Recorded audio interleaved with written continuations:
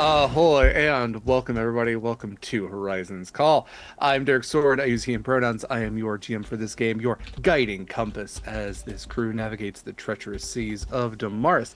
This game is in support of feeding America, a very important cause. Now more than ever, although I suppose I could say that literally any time if you're watching this even years from now, it's probably still now more than ever. So if you have a couple extra bucks sitting around, I know that we are getting into the holiday season of giving and thanks and all that kind of stuff. If you have a couple extra bucks sitting around and you want to pour them towards a great cause, Feeding America is a great cause, and you can spice up our game with some extra incentives along the way. So please consider that. The link is I should say it's in our chat. It's also on all of our socials, and it's also on our beacons. Beacons.ai/Sword and Key is where all of Sword and Key's links can be found in one neat, nice place. You can see our socials up at the top. It's BlueSky and Instagram. There's also links to our Discord. All of those are very important because we have a casting call out right now, an application specifically for this channel. We have 7 games that we are casting for that we'll be playing throughout the month of December, all in support of Project Hope. It is their Project Hopemas campaign, which happens in this wonderful season. And yeah, if you have ever wanted to play an TTRPG on Sword and Key, we have a wonderful selection of games to choose from, including the Root TTRPG.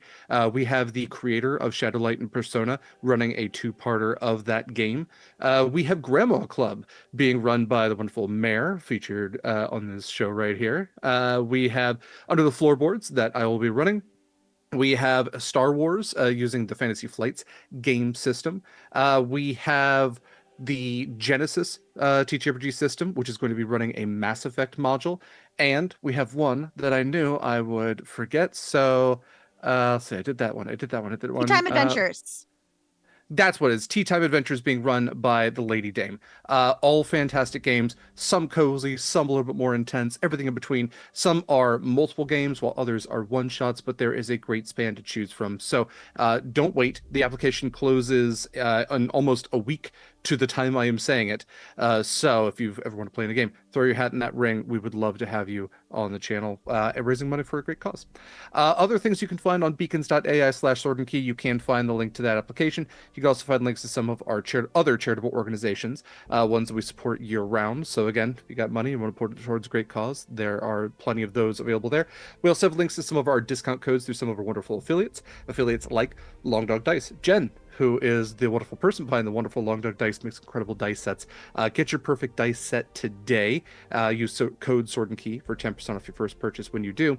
And just in case your perfect dice set happens to be the same as mine, you can get the dice that I have, the Horizons Call dice, which are a beautiful, vibrant shade of blue with little like some copper in them. They have the Sword and Key logo on the D6. All of the people featured here also have dice sets made specifically for their characters. All of those can be pre-ordered as well, and the discount code works for all of them if it's your first purchase. So check that out.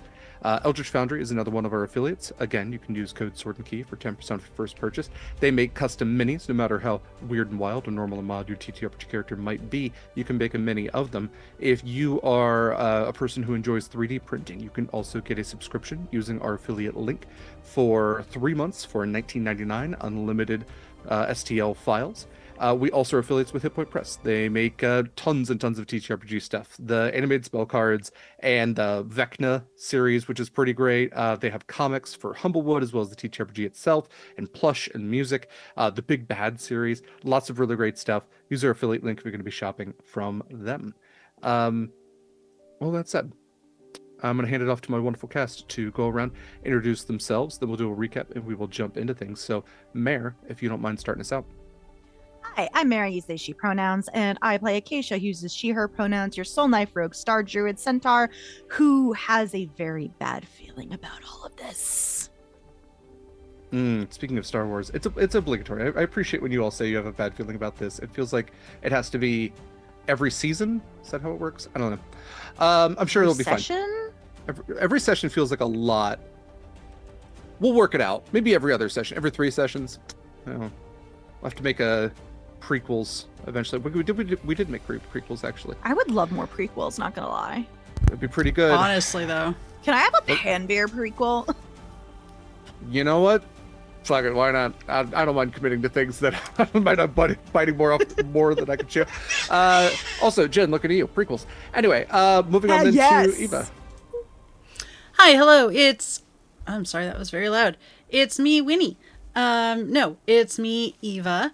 My The lines have been blurred. oh It's god, me, Vertigo. it's me, Vertigo. I have a little companion who can be dangerous when I choose.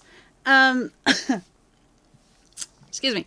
I'm Eva. My pronouns are she/her, and today I am playing Winnie, a sea elf alchemical artificer, joined by her little homunculus companion, little Jeffrey. It's really rough that every morning Eva wakes up in a panic. She goes, "Where's Jeffrey? Where is he?" And we have to have a talk every morning and come back to that character bleed. It's really rough. Yeah, many personalities. The worst part is when he is there some mornings. That is the worst part. You're absolutely right. Yeah, and yeah. Typically, next would be Mikyl. Mikyl is out for the moment, but remains with us in spirit and artwork all the same, as you can enjoy Mykyl's artwork on screen as well as on all of our promotional materials. Mikyl typically plays Proximus Midnight, the shadow sorcerer paladin of the Oath of the Endless Seas, and yeah, check out his socials. Hopefully, Mikyl will be joining us sooner rather than later. Next up, we have Kaila. Hi, hello, my name is Kaila. I use she, her pronouns. I play your Siren Storm Sorcerer Scarlett Shorts, who also uses she, her pronouns and doesn't like Groundhog's Day.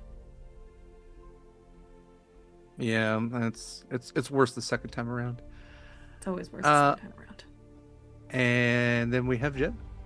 Hi, I'm Jenn. I use she, her pronouns, and I play Kallista, the Tiefling Tempest Cleric, who, everyone's freaking out. Everything's fine. Everything's so fine. It's just a Shadowfell. It's okay. And we already know what's going to happen. So it's fine. We're prepared. How's that learned helplessness treating you there, Jenn? No, I'm being optimistic. I got shit during tech for not being optimistic by saying I'm half dead, and you're like, no, you're half alive. So I'm trying to bring some levity to it and be like, you know what, you're right, I am get half to be alive. optimistic. I'm the one that knows what's going to happen. And it's nothing good. No, everything will be fine. Okay. Thank you again for joining us. Again, this is in support of Feeding America. So if you want to throw a couple bucks towards an important cause, you can spice up our game a little bit more, although we already have a lot of spice going into this. Speaking of, Kaila, I believe you have the recap. So the It is. Before I get to recap, also, it's my birthday next weekend, so if you wanted to get me a present, you could donate to Feeding America. Oh, that's such a nice gift. Happy early birthday, because my brain sucks and I will forget. But yeah, recap. So we ended up in the office quarters of Captain J. Jaw Bane? I keep wanting to say Banks, and that's not right. We are not in Mary Poppins. Joseph A. Banks. With him going through what we now know to be the journal that Acacia has and read, and that's how they got to we are now. Told us to, get on with our jobs, and that's exactly what we did, because what the fuck else are we gonna do? In the midst of everything, this is the day that this ship went down. The storm is raging outside. The crew is trying its hardest to prevent the downfall, but alas, we all know what happens, and there's nothing we can do about it. So we let things progress as they did, because you can't change what's already happened. We do go down into the hold where we meet lovely people. I think this is the one time that Winnie trying to be friends with everyone really just kind of bit her in the ass, which is unfortunate. So we met. What were the names of those, Derek? Those Sarasworn. Sarasworn. Yeah. Sarasworn. We had to deal with 4 of them after Winnie was harpooned through the hand. That was fun. Reminder, Proximus is still 1'6" tall. American Girl doll size. All of us, well, 3 out of the 5 of us are looking rough at the end of that, but we do manage to get through. We get the keys to the mysterious chest that we have not laid eyes on, and at the end of that, when we're trying to go, we get looped back to the very beginning to do it all over again. But slightly different, as you all do have those 4 keys. Now, time may have been a little wibbly wobbly on you, but all of you are a little more rigid in time and space than that wibbly wobbliness can necessarily affect. All the same, the environment has shifted around you. So, as we pick up then with where you all are, you find yourselves in the cabin of Captain Jade Jawbane, a captain who you have met before, a captain who Acacia has literally seen through the eyes of in an illusory sort of way before, a memory sort of way. Very much as you experienced before, you stand just beyond the threshold of the doorway in this wooden cabin. There is a soft lantern and candlelight which illuminates the room. However, out the smaller porthole windows of this room, you can see a raging storm. Almost timed perfectly, you see the lightning flash as it did before to illuminate this ink-black raging sea, these choppy waters outside, and you feel the tilt of the ship around you. If this is as it was before, you know that you have minutes, less than an hour, to until this ship is going to go down again, if indeed you are in a time loop. Standing here, Captain J. Jalbane has said the exact same thing he did before. A captain must have his crew, and you all stand in the exact same spot to when you first entered this space. Again, the rug, tattered but plush beneath your feet. Him seated at his desk, journal being written in. What would you all like to do? Groan in frustration. Winnie's gonna Always harmonize and also groan in frustration.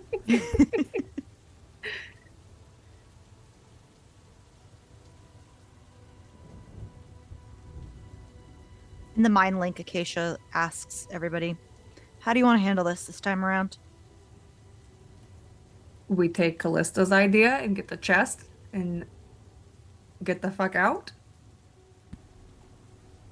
Yeah, but like you in the mental mind, like you get like a yeah, but like where fucking is it? The Sorrow Sworn were down in the hold. Is that where we found them? That's correct, yes. Yeah. So they were talking like they were gonna go for the chest, and they, if I remember correctly, like it didn't sound like it was where they were. It sounded like they were gonna go to the captain's quarters. So I feel like is what I remember them saying. Yeah. So even though we can't see it in here, I'm pretty sure it's in here. I think is the information I would have walked away with. Go ahead and roll an insight check with advantage. I have a feeling that it is the captain. There's also that. I did get a 21. Whoa! Because they down the first mates turned into the keys when we finally got rid of them. Yeah. So... I wouldn't be surprised about that. Sorry, but... that was in character. Yeah. My bad. For sure. Yeah, so when you were in the hold, you did see that there was like a pile of treasure, some goods that they were already huddled around. And they did state that every time that they have tried to stop this resequencing, they have gone to the captain's quarters. They have the keys, that the trust, the what do I say, the checks and balances was that the captain would have the chest and they would have the 4 keys to open said chest. Yeah. That is where the trust was built. And every time they have tried to break that trust, they have only gotten so far before everything has reset on them again. Okay. So what, you want to kill him? Just like stabby? He's already dead, Winnie. Why no? I'm just asking because I'm not gonna stab him if like that's not the plan, but I'm also not gonna stab him first. He's just standing there. He's kind of a jerk, but he hasn't done anything to us. Out loud, while this conversation is happening, I'm going to look at, is the captain still writing or is he finished? You're kind of at that same point where he was still writing. He hasn't looked up at you yet. You're kind of in like the same time when you were having the conversation before, where he hadn't done anything yet. You know you have like about a minute and a half until he's going to get irritated enough to address you and see why you're still standing there. Yeah. I think, and then out loud, since he's still typing, I'm just going to be like, Captain, are you aware you're in a death loop? He sets down his quill, pushes his journal slightly in front of him, and steeples his fingers. I need to make something very clear, since you all are new to my crew. My quarters are not a place for scuttlebutt or for fear-mongering, and I will not stand for any nonsense being spread in these walls or further on my ship. I will give you this warning once. If I hear it further, there will be consequences. And he pulls the book back, picks up the quill again, dips it in a little bit of ink, and goes back to writing. In the mind link, I'm ready for consequences because I don't think there's going to be any other way to get through to him. Sorry, can we have a shirt that just says "I'm ready for consequences"? Someone put it in the chat. We need to give that to Alex. Oh, yes. Okay, like that's really cool and good. For you to say, because you're looking pretty good, Acacia. I know, like but I don't think any of don't that blood want is to. yours. I just, Fair. I'm gonna stand here near the door. That's fair. And not stab first is all I'm saying. I don't disagree. I'm just saying. Yeah. Do you think you can tap into your ex self and sneakily do something? I can try. If you want to distract. Diversion? Are you gonna reach into his body? Sneakily? That's so gross, but also I'm gonna be so impressed. There is a pause from Acacia as she's just thinking about her past self. He's technically dead. He is an object, but he can't wild shape anymore. Anyway, sorry, continue. Oh God. Since you said you stepped back towards the door, like I had said before, I was the last one in. So now that when you get next to me, you just feel my hand on your shoulder, and I'm going to cast Death Ward on you. Thanks. Aww. Winnie does a little Pillsbury, like from Derek. the Feywild. I will look well if everyone else is gonna try and do a little distraction, but I'm just gonna do a little looky look from my height. You need a distraction to be able to do this? If I can find it, I'm gonna look and try and find it. But like, I'm only so big, and this is only so small. This place is only so big, so I'm gonna look around. Derek has something Kallista. Great. Otherwise, I have a conversation I can attempt with him. But Kallista, hit me.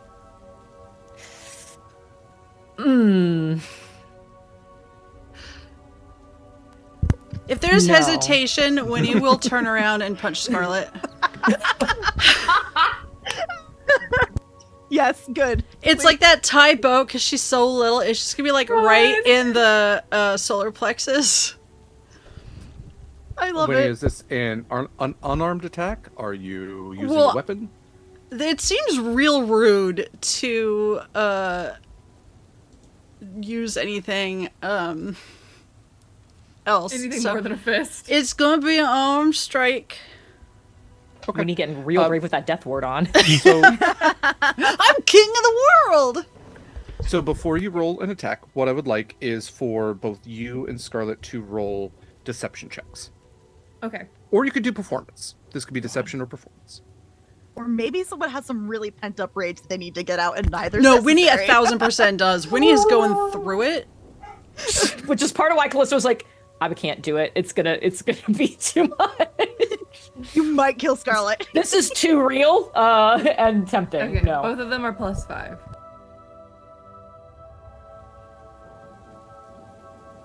That's a I love this music. 19? Okay. Yes. What was yours? Was it deception or performance? Deception. They were the same. Okay. And Winnie, what was yours? I'm so sorry. I thought that was just. Well, if I'm expecting it from Kallista and it's coming from Winnie, I'm going to be surprised. It's a good point. And Winnie's not Okay. deceiving or performing. She's literally going to just punch Scarlett.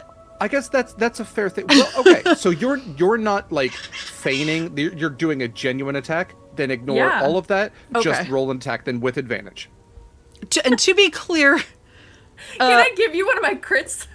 above table, I just want to be very clear. Winnie knows she's not very strong, like upper body strength wise. Like if she was like a Goliath barbarian, this would be deception or performance or something. But she's just an itty bitty thing. And this is, I am fine with this. I told someone to hit me. Thank you I'm so just much. not expecting it from Winnie. Scarlett's not expecting it from Winnie. Your unarmed attacks can use strength or dexterity. Oh, I didn't know I could use dex. I don't know why I'm so loud. I'm so sorry. Okay.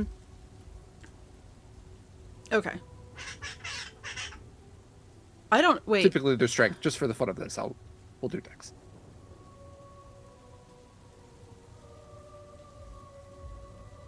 Is What's up? so you're saying I can add my dex modifier? Yes. That's already what I add. Okay.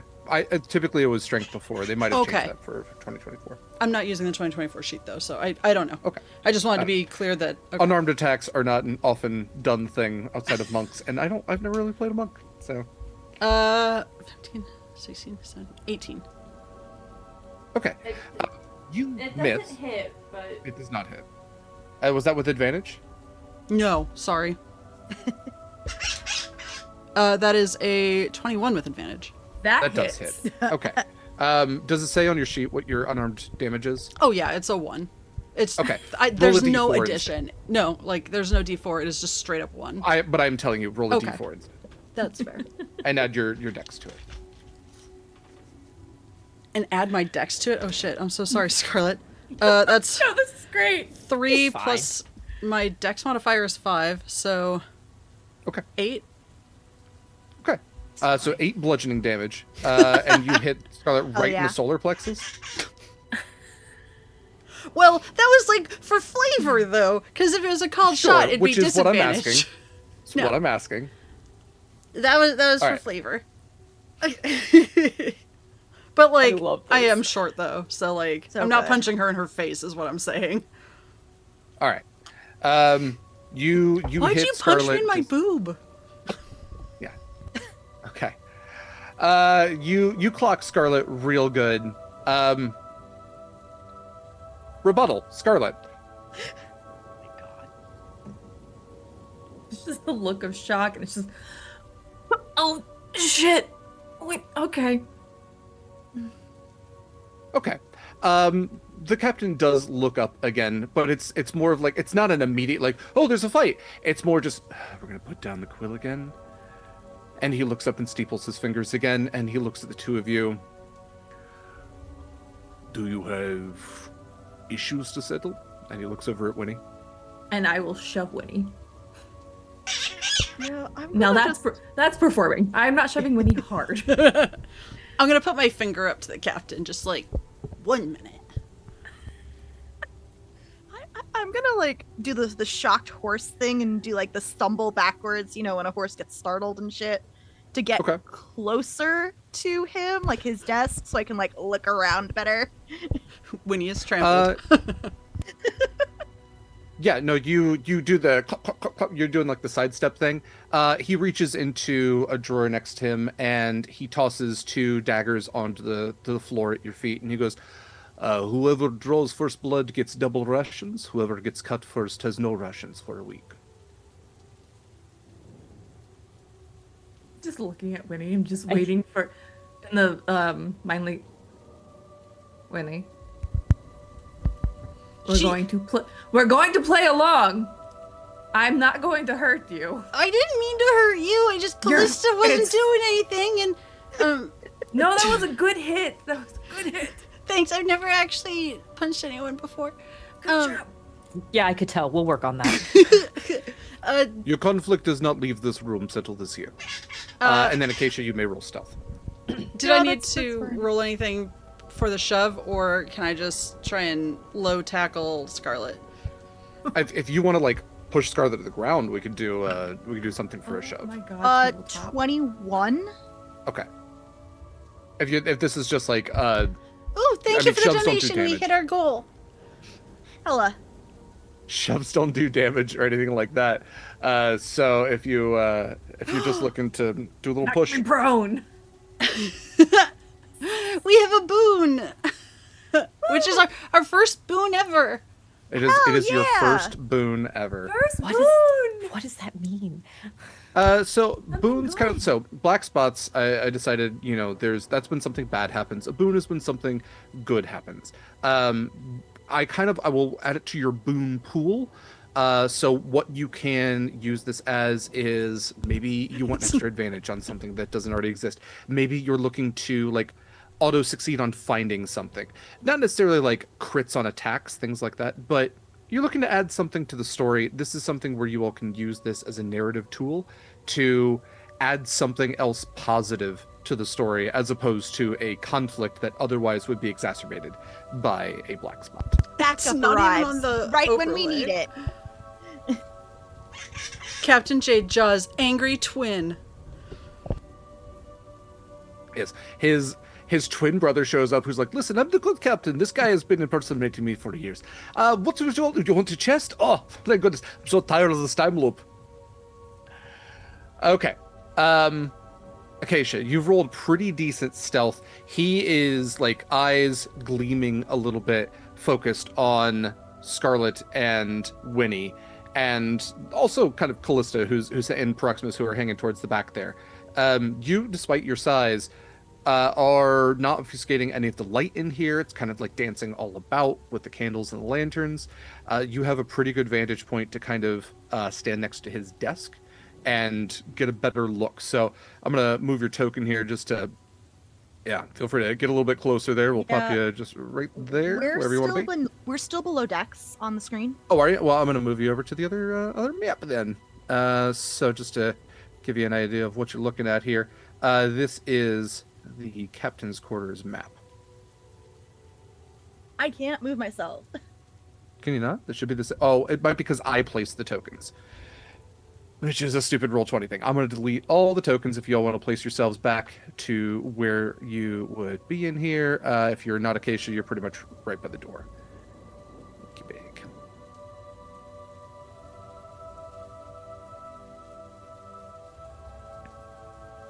My boy is so big. I love him. He's a good boy. He is going for both of the knives. Little Jeffrey? I'm Yeah. following little Jeffrey. Oh Be my like, no, god, no. that's so funny. No. He's kind of just toddling over. He's going, free knives, free knives, free knives. No. Let him. You know Let what him though? cause more of the distraction. I'll allow Yeah. it. I'm using it as an excuse for me to move one away from whatever this is, and two to be like, here's more things that are interesting happening on this side of the room. Yeah. I should yeah. really looks put up- magnets in his fingers. He looks up at the No. captain Don't and he do goes, that. I can't draw. Well, I can draw blood, but I don't have blood. Does that mean I get double rations anyway? The captain does not respond. It's like little Jeffrey is not there. Are you two going to fight? Well, Winnie tackled Scarlett, so yes. Okay, so let's roll. Are you allowing that tackle? Oh, to yeah. happen? Okay. Oh yeah. Great. So both knocked prone to the floor. Then, Winnie, let's go ahead and we're gonna roll for initiative, just to keep this in a semblance of order. So Acacia, if you would like to, and Kallista, if you'd like to get in this as well, just the initiative order. We're gonna kind of go into a time stop sort of mode as we determine what's going on here. 15. I will say I have had my shield drawn this entire time. Okay, Just it's strapped to my arm. I'm not like holding it up and blocking anything, but it is drawn. for sure.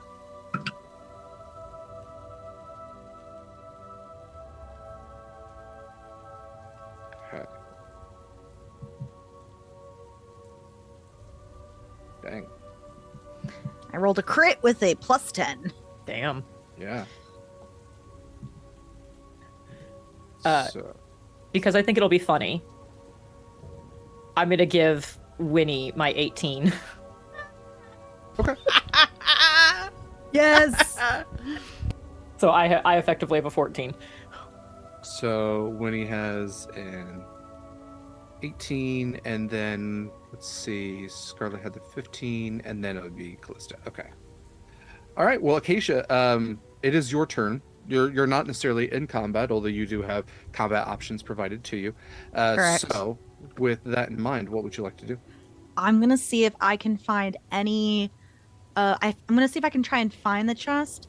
And if I don't see the chest, I'm keeping an eye out for anything that will give us an advantage in overpowering the captain.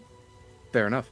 Okay, so let's go ahead and do perceptions generally looking, although you do have some clues. You are looking for something very specific. Yes. So this also feels like investigation. So yeah, if you're looking very specifically for something, let's do investigation for this. Sorry, I'm just double checking to see if I had a specific spell prepared. For sure. I do not have locate object prepared. I am going to preemptively use one of my advantages because I got a +0 in investigation. Fair enough. Where's Acacia's die? Also, Kayla, you took advantage for recap, right? Yeah, there's an inspiration provided. Yeah. Unless Derek hates me. Not today. Not So I have a just tell me yes or no first. I got a 14. Is that a pass or a fail? It will give you some information. I don't think it will allow you to automatically know the location of the chest you're looking for. No, that's fine because I have a psionic, psi bolstered knack. Mhm. Oh nope, I don't have proficiency in investigation, so it doesn't matter. So never mind. 14. Okay. With a 14, what you can see as you look around the room is that there are several chests in here. There are several cabinets in here. So I'm going to ping on the map here. There is a cabinet against the western wall. There is a chest right next to it. That is a smaller chest, pretty simple looking. Wooden, has some bronze kind of accents on the side. A much larger chest, just a little bit further north than that. Yeah, a smaller one, just a little bit more north of that. There is a cabinet directly behind you. There is a barrel directly to the south of you, and then there is all of the captain's desk, which you know has several drawers in it as well.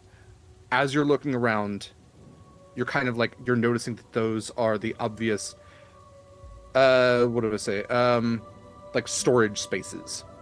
And what the one I'm looking for, what size was it again?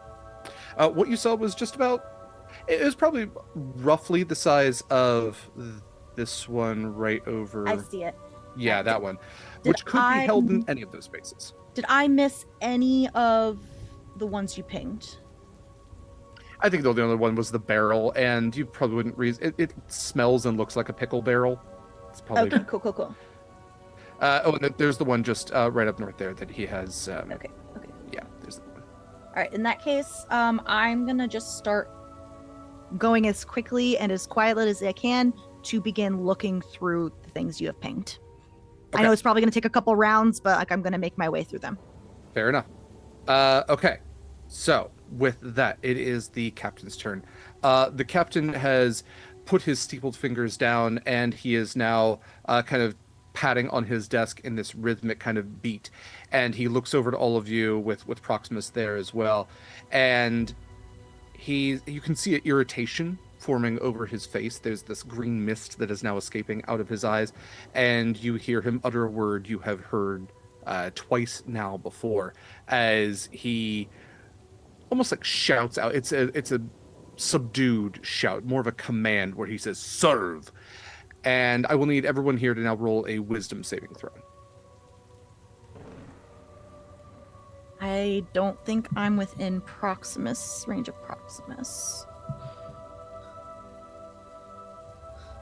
Yeah, I'll pop a proxy on the map there. So with proxy, with being in proximity, is it plus 10? Plus Plus 5? 5. Plus 5, okay. 19 then. 22. Also 22. Well, I got a 1. So Oh no! 5, 7. That's gonna be an 8 for old Weenie. Poor Winnie. Okay. Proximus is going to automatically fail this, as both Proximus and Winnie's eyes are going to start glowing the same color green that the captain's are. Both of them are going to be compelled to do the captain's whim. Winnie, all out attack on Scarlett. You are looking to, on your turn, you are looking to end Scarlett.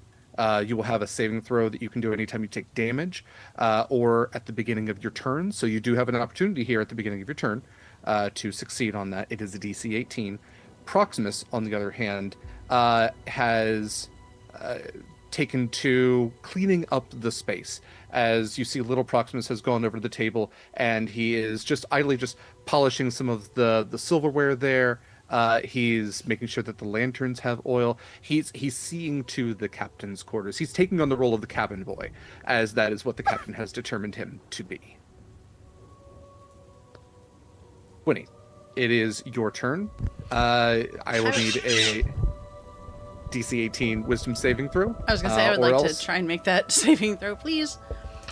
That is 8, 13. No, that's 15. Okay, I need you to hold nothing back and attack Scarlett with everything you got. Okay. I mean, good news. Winnie's not really built for scrapping. So, oh balls, that includes. You mean like magic and everything, huh? Everything you got? Imagine Okay. how bad this would be if Kallista had actually been the one to do that. Oh yeah. I could actually end Scarlet. I would have actually been worried. I'm still a little worried that Winnie's gonna do some damage. The bad news is she's gonna shocking grasp you. So that is 19, 10 is 29 to hit. Fine. Even I don't say that kind of shit. That's so mean. I'm sorry. And then I have hardware acceleration in the wrong spot. So it's 19 lightning damage. Oh, Yeah. I have resistance to lightning. So it is only half. That's convenient. To be fair, Winnie would have done that anyway because she's right next to you, but also that's very convenient. Little Jeffrey flies over and looks to you, Winnie. Are we finally doing it?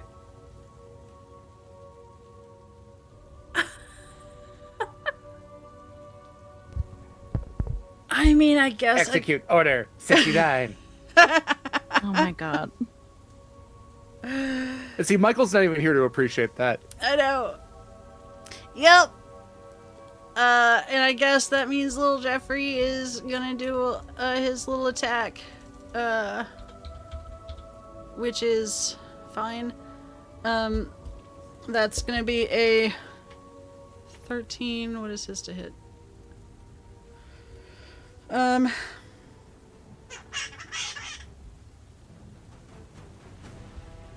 15, 16, 17, 18 to hit?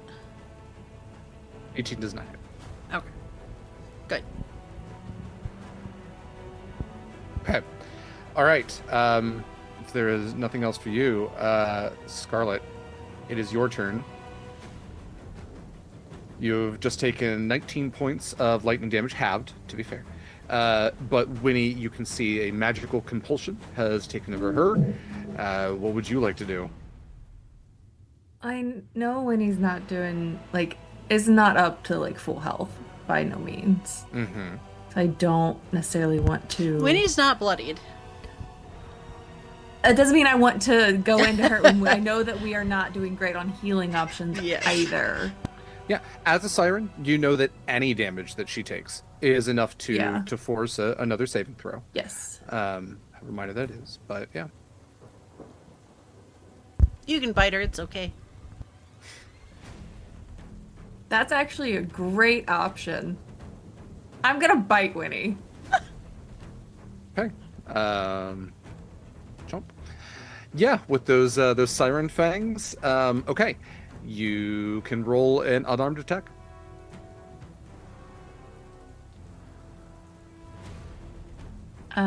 What's Winnie's EC? 20? 20. I'm gonna use my advantage. Okay.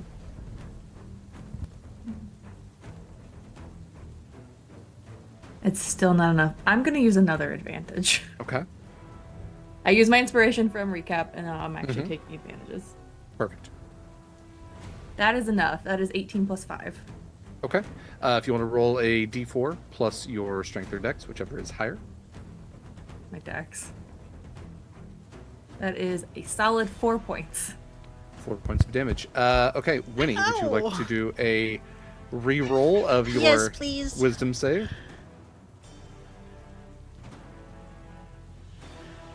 Okay, that's a nat 20. I'm not even gonna do the Okay. math. Well, that's an automatic success. Okay, Winnie, the magical compulsion is broken on you as Scarlett sinks her teeth into your arm, neck. What? Yeah. Okay. We'll go like upper arm. Yeah, not just like nose. Oh, No. Okay. All right. Well, like a siren tetanus shot. You No, I hate that. yeah, have some teeth sink in, and you go ah, and you're back to it. So, Scarlett, you have any more of your turn if you would like. No, I'm good. I'll stay because it lends to the distraction. Okay. Like Morse code blink to Winnie. Oh no, I can just ask in the mind link. You good? You back? I'm good. Sorry. 'Cause I assume the that glowing wasn't is me. gone. Okay. Kallista, it is your turn. You can see that Acacia is going to start looking through some of the chests and other storage spaces. Winnie and Scarlett seem to be tussling, although Winnie seems to have broken the magical hold that was on her. What would you like to do? That's a great question. Thank you so much. I know from the first loop that like there was a kind of close scary lightning strike and then a really close one and then it's bad time. I think in the time that this has taken, I've been trying to keep an ear out for have I heard the first crack yet, or are we still outside of that part of the window? Like I'm trying to time how much wiggle room we have before we are at risk of starting this again. Yeah, you look out the window and like the flash of light. You saw the first one, you were in the captain's quarters. You see the second one and you hear that percussive element of the first really close strike. So you know you got two more. And there was a decent amount of time in between them. And we are in like bullet time right now. Yeah. But you are in that window. Okay.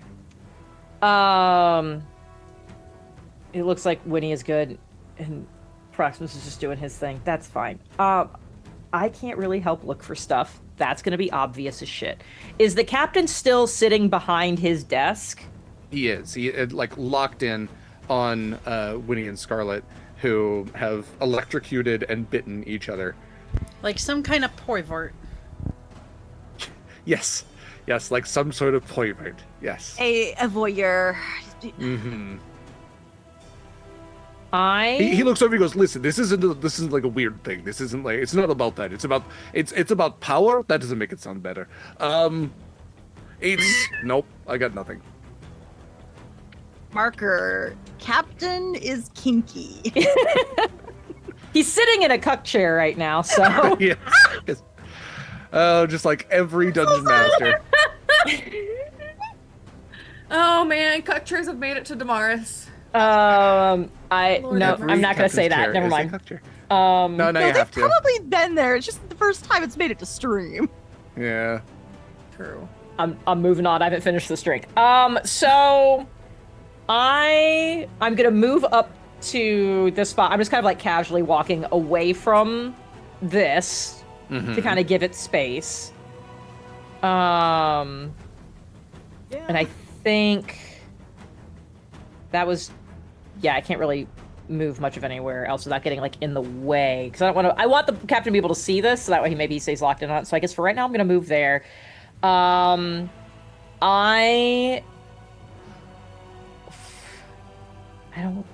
There's nothing I can really do to help right now, so I'm going to...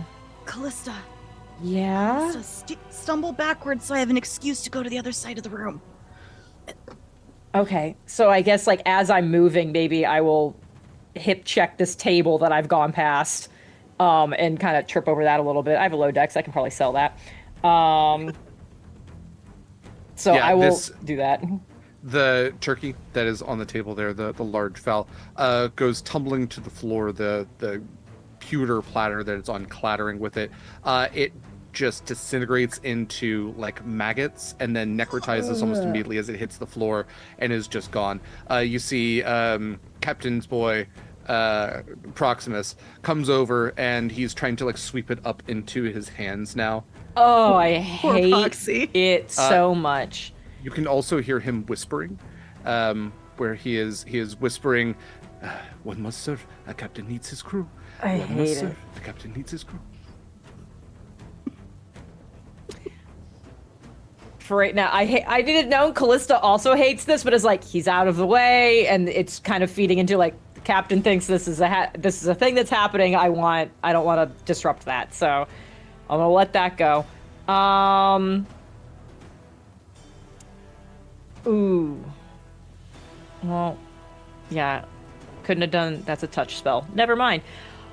I guess I will hold an action. So I don't want to do anything else. If the captain gets aggressive, like if he goes to attack anybody, I'm gonna release Zeal to hit him. Okay. Cool. I guess just for the hell of it, why don't you roll me a deception check for hip checking the table, because it Okay. wasn't a genuine trip. Okay. Did you say just for the halibut? Yeah. That's what I thought I heard. Okay. Oh hell yes. That is a Closer into 26. 26 for deception. Perfect. Okay. With that, then we're back to top of the order. Acacia, Kallista has provided you with a little extra distraction, so I'm not going to make you re-roll your stealth at all. The captain's not paying attention to you whatsoever. What would you like to do? Yeah, I am going to really play up the spooked horse Mm-hmm. and just shimmy to this side of the room.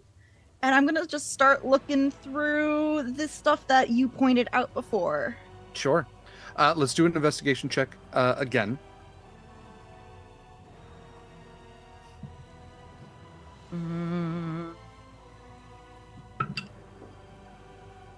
I would like to use another advantage, please. Mm-hmm. Because it's crap. Ah! 15.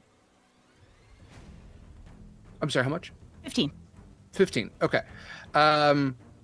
15, a little Ooh, bit higher than what wait. you got before. Winnie is not messed up anymore.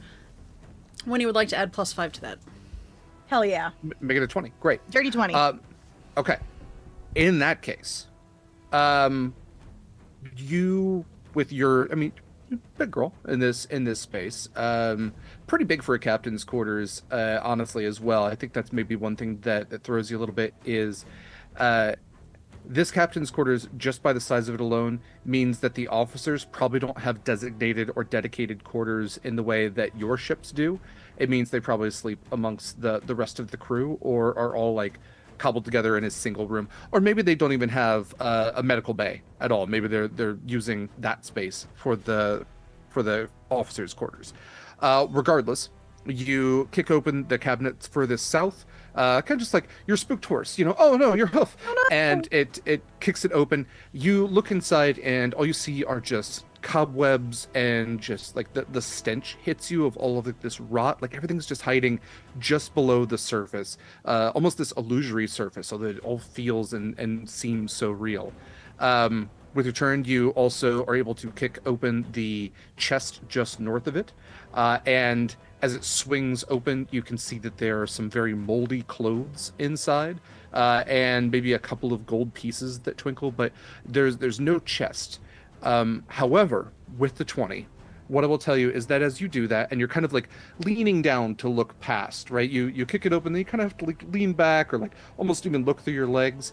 As your eyes are cast back up towards the captain, just seeing if he's paying attention, you from this vantage point looking down, can see that sitting in his plush but still kind of like way too rotten man chair, his lazy boy, between his legs, underneath the seat itself, you see the gleam of metal and what appears to be the gleam of a metal lock. You can see what you believe to be what you remember from seeing the chest that he is literally sitting on top of beneath his chair.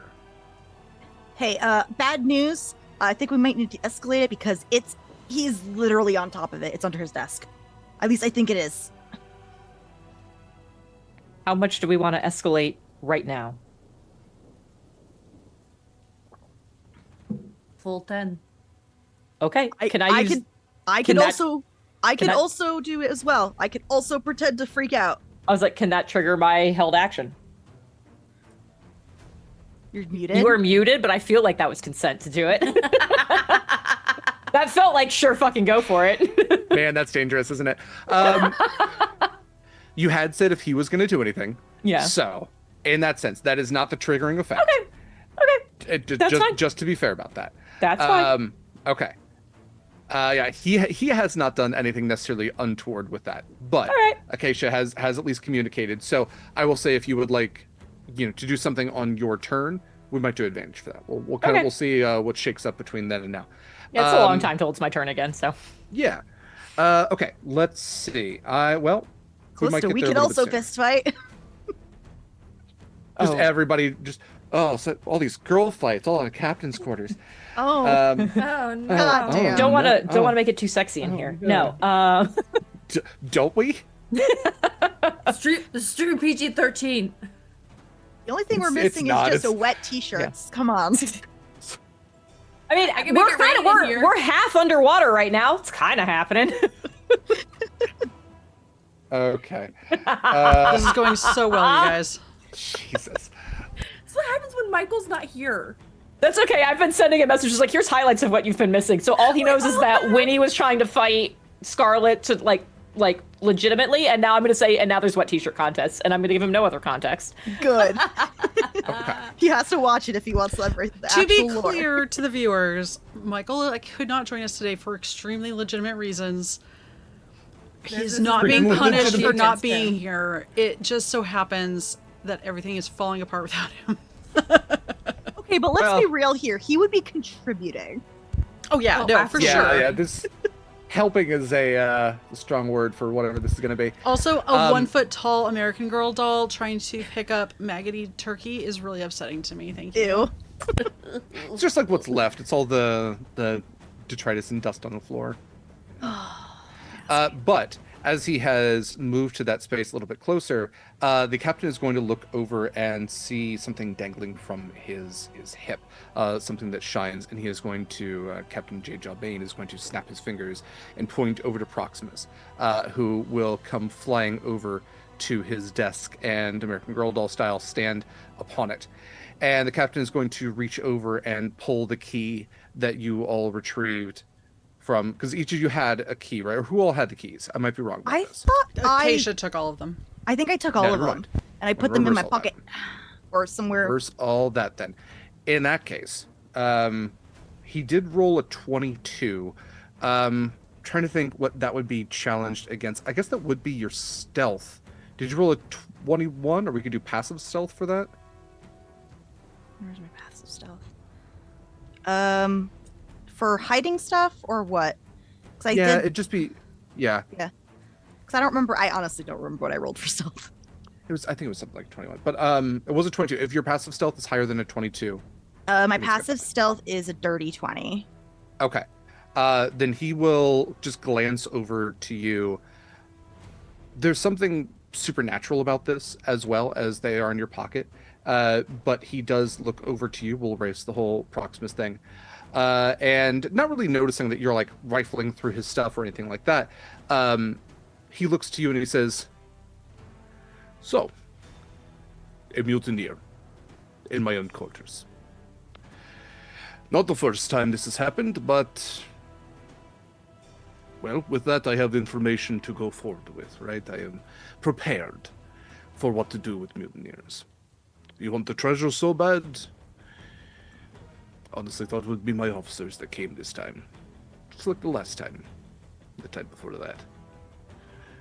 Well, I shall handle you as I did them. And he is going to clap his hands slightly.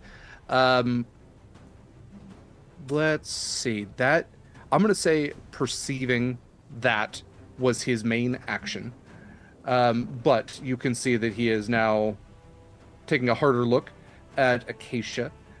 He does not have any bonus actions or anything like that. So what I'm going to say is that will be it for his turn. But the gleam in his eye has intensified. And Kallista, if you would like, this seems like more of an aggressive tone that he has taken. If you would like to send Zeal his way, we'll would consider love that to. a trigger for it. Heyday, everybody! Great. He called me a mutineer. All right, time to go. That is a what is my plus to this? 22 to hit, which God, that better. It does. Great. Since I'm not holding it, it's just the one. Do you need any damage types broken out for him? Just poison. Okay, I do not have any of that. So that is going to be 11, 14, 16. That is 18 points of damage, and I will pull Zeal out so it is next to him. So yeah, I just, as soon as Acacia's like, he called me a mutineer, I just release the hammer and it flies, and I just go to clock him just in the head. Okay. All right. Yeah, the hammer leaves your hand, flies over, and smacks pretty hard into the side of his rocky skull. You see a crack in the jade of his jaw as it does, and you said 18 points of damage. Yes. So, solid first hit. We can consider ourselves properly in combat, although Winnie and Scarlett still are having their little thing. So it's mostly Acacia and Kallista that he's primarily targeting at this point. Proximus also just off to the side on this one. So with that in mind, let's then go to Winnie. So Kallista has done a hit. What would you like to do? Well, I mean, if we're flat out hitting him now, I think it's rude to keep hitting Scarlett. I don't know, you did say you still had some pent-up feelings you were working on. Yeah, but now I got another target. Projection. Haha. Yeah. Little Jeffrey is going to unhinge his... Well, no, it's hinged. It's just that he can, like, open it a disagreeable size. Yeah, it's just that he needs WD-40, so it goes every time it opens. Yeah. So, I don't think anyone else hears anything, but it's going to be the dissonant whispers. So if Captain Jadejaw could do a wisdom saving throw, that'd be great. Sure.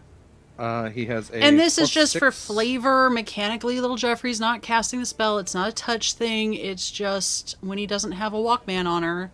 So, yeah. Okay. With an 18 plus 6, that is a 24. Yeah, well, that's fine. Okay, so he does still take a little bit of damage. That's okay.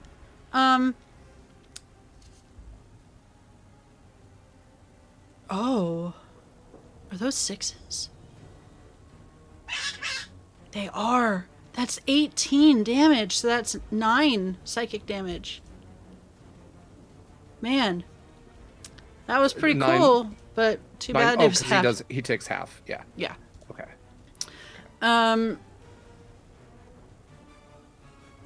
Yeah. And,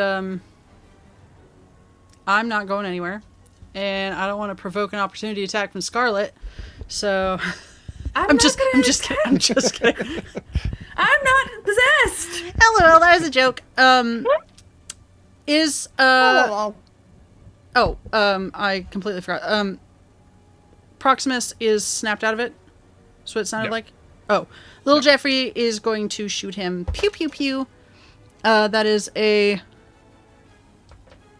If I could save turns on this, for the sake of nobody having to play Michael's character, out of it, and I was going to have him retain as That's like fine. just in the 'Cause he's background. just That cleaning. way, That's If you're yeah. close enough to him, you can get his aura, but just to save us on having to worry about what Proximus is doing, Nope, that he's makes a lot of cabin boying. sense. So that is. What is your? I think 18 to hit, 18 does hit. and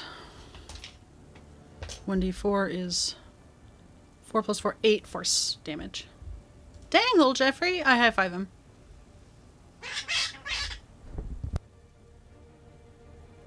You are muted. And to be clear, he switched targets to J-Jaw, not Proximus. I got that. Yeah. Scarlett, it is your turn. So it Cool, looks I like would- J-Jaw is the target now. I would like to stand up Mm-hmm. and cast Firebolt. Okay. And that is... That's a 12 to hit. 12 does not hit. Yeah, I didn't think so. I'm confused from, getting shocked by Winnie. Yeah. But did you Yeah, die? he came out of nowhere. You're like, Kallista hit me. And when he's like, that's not my name. Bam. There's gonna be so much to unpack after we get out of this. This is all from the time Proximus was like, no, Winnie, don't fight Connery. I've got this. And she's had this chip on her shoulder ever since. When he's like, listen, I'm a good friend. If a friend Someone's asks you to do asking to something, be you should hit. do I it. got you. I'm always be there for you. That's all I've got for my turn then. Okay. Then we are to Kallista. I need to point out, since it was just said, I am wearing "But did you die" bracelets. Mm-hmm. Good, good. That was my choice for the evening. Okay, this feels mildly stupid, but I'm going to do it anyways. I am going to go up to where I have Zeal, so I can just like take it out of the air. So I'm going to be right up next to the captain. Okay. I am going to take hold of Zeal. I'm going to bonus action use a charge from Zeal to cast Branding Smite, and then attack the captain with that. Okay. That is a natural 20. Fantastic. Enjoy your double yeah. dice or double damage for that. Holy shit. Oh my god. Okay, great. I have to do so much math now. So that's going to be 3d8s Okay. and 3d10s, and because I did the Branding Smite, that's 2d6s. So that's... And then that's all going to get doubled. Fantastic. Okay, so 4, 10, 12, 16, 22, 30, 36, 42. So that's 84, then plus my modifier. So that is 87 points of damage. Let's fucking 87 go. points of damage. All right. Hell yeah. Okay. Mark that charge off so I can't do that anymore. Make me pull up the calendar or calculator app. Okay. In that case, I need.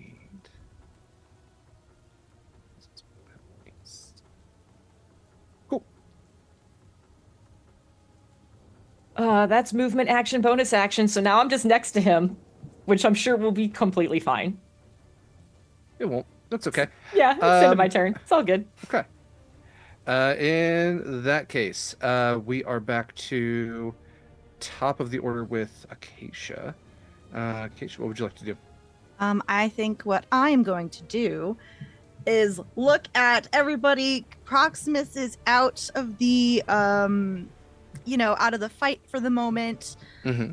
I think what I am going to do is I am going to switch over my, my star over to the dragon, I think. Okay. Yeah, the dragon one instead of Chalice. And what I'm going to do is I am going to cast a spell. What level do I cast it at? Let's just do 3rd level for now. I would like to use that beautiful, wonderful token you made me, Derek. Yeah.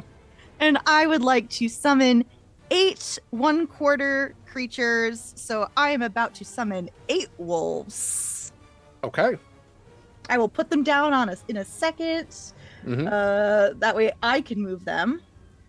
So we're just gonna do 1, 2, 3, 4, 5, 6. Oop.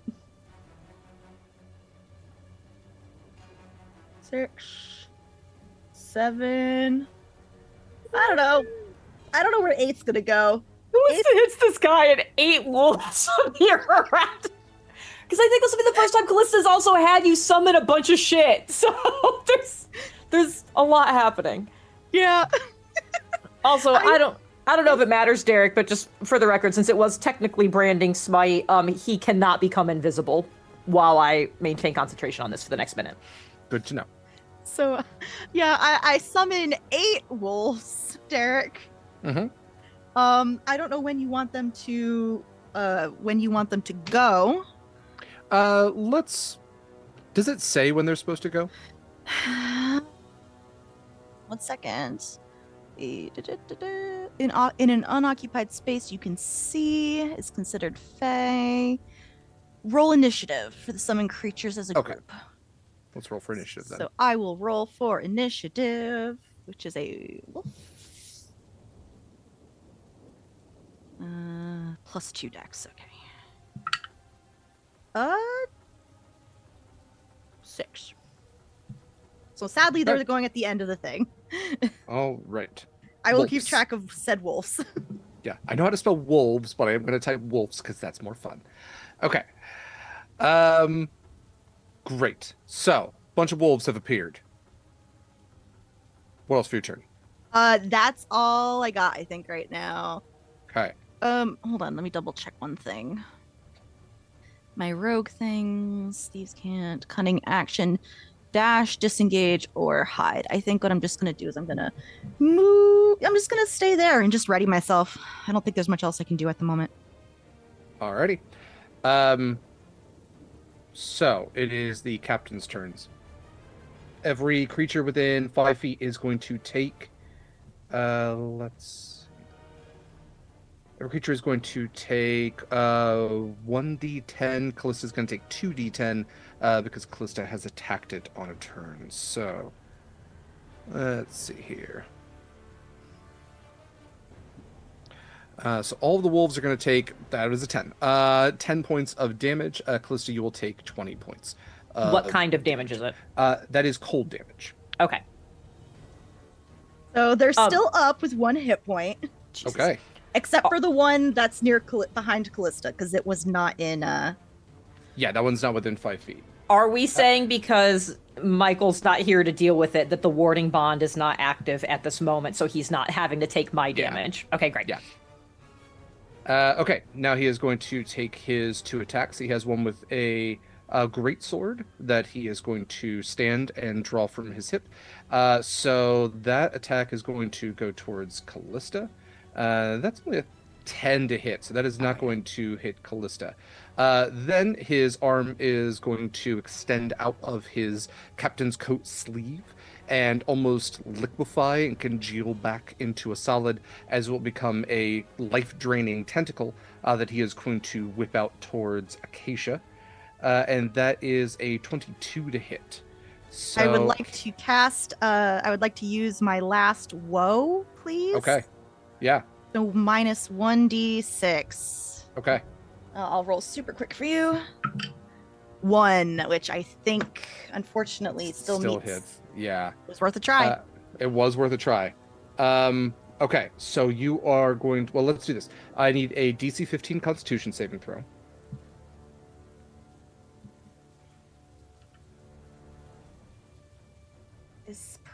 Proximus is not near me. You No. said 15? Correct. I'm going to use now's a great time to use advantages. So I'm going to use an advantage. No, both failed, unfortunately. Okay. You are going to take 11 points of necrotic damage, and your hit point maximum is also reduced by 11 points. Okay, great. Okay. Cool. That is it for his turn. Winnie, it is your turn. He's not being very nice. No, you all are kind of mutinying. You surrounded him with wolves. I It's a mean, weird day that's for him. true. Every day for him has been exactly the same until you all showed up, and now there's a bunch of wolves in his cabin. He should be thanking us. Right? It had to get boring. Honey, I know you have this mentality because you bring cats into our house and go, you should be thankful that there are now 6 cats in your house. A lot of people not as chill as me when you just bring wild animals into their home. We're not wild animals. Not most of us. Little Jeffrey's on the, I'm referring to the wolves. Oh, sure. Yeah. I'm What are going you to... referring to when I come over? I still have concentration, thankfully, to my little dragon on my butt. That's a good point. I am technically holding concentration, and I should check that. I also need a shirt that says I have concentration with the little dragon on my butt. Okay, somebody Yeah, make a note of that. Branding Smite is still up, so he still can't be invisible. Just concentrate on the little dragon on my butt. I have a 28 to hit with a upcast Ray of Sickness. 28 does hit, Captain J-Jaw. Mm-hmm. And that's going to be... You have to be... Nope, you're poison. Okay. That is a 13 poison damage. Okay. And... I guess little Jeffrey's just going to hit... He's not going to hit. He failed miserably. So... Oh, I guess I'll stand up, because I guess I'm still... Maybe I stood up first and then did Ray of Sickness. Okay. And that's it for me. Cool. We are back to top of the order then with... oh, no, I'm sorry. We have... completely skipping 3 people. I'm so sorry. He also has to make a Constitution saving throw. Okay. What is that? Nope, that's a 3 on the die, and then I don't think he's +7, but it is only a 10. Okay, it's 18. So he's poisoned until the end of my next turn. He is immune to poison. He's just kidding. Was that poison damage that you did? It was, yes. Okay, he does not take any of that damage then. Okay, that's good to know.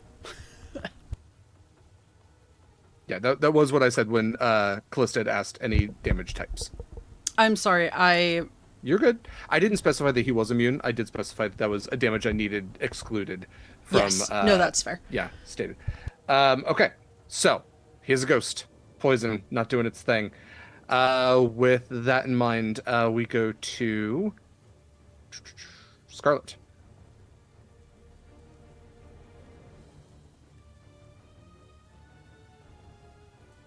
You're muted, bud. I am muted. There's so many wolves. So many wolves. Too many wolves. Too many wolves. I'm gonna try to firebolt again. Okay. Hopefully with more success. I'm gonna stop using that dice. Oh look, that's better. That's a 19 plus 10. Yeah, that'll obviously do it. 29.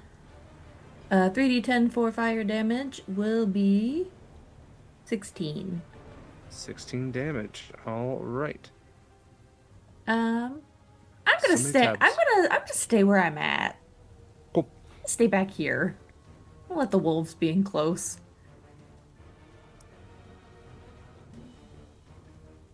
So much going on. All right. Next up, Kallista.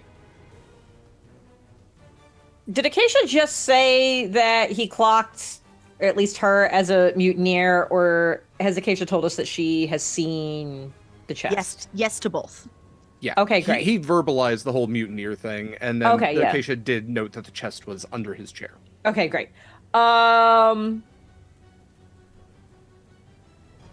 Sure. I'm gonna use one of my other charges in the hammer Okay. and try to cast banishment on him. Okay. So I need a charisma saving throw. Okay. He only has a +1 to his charisma.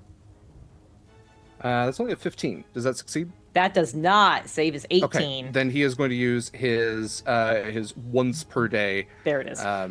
Legendary resistance. You made him use it.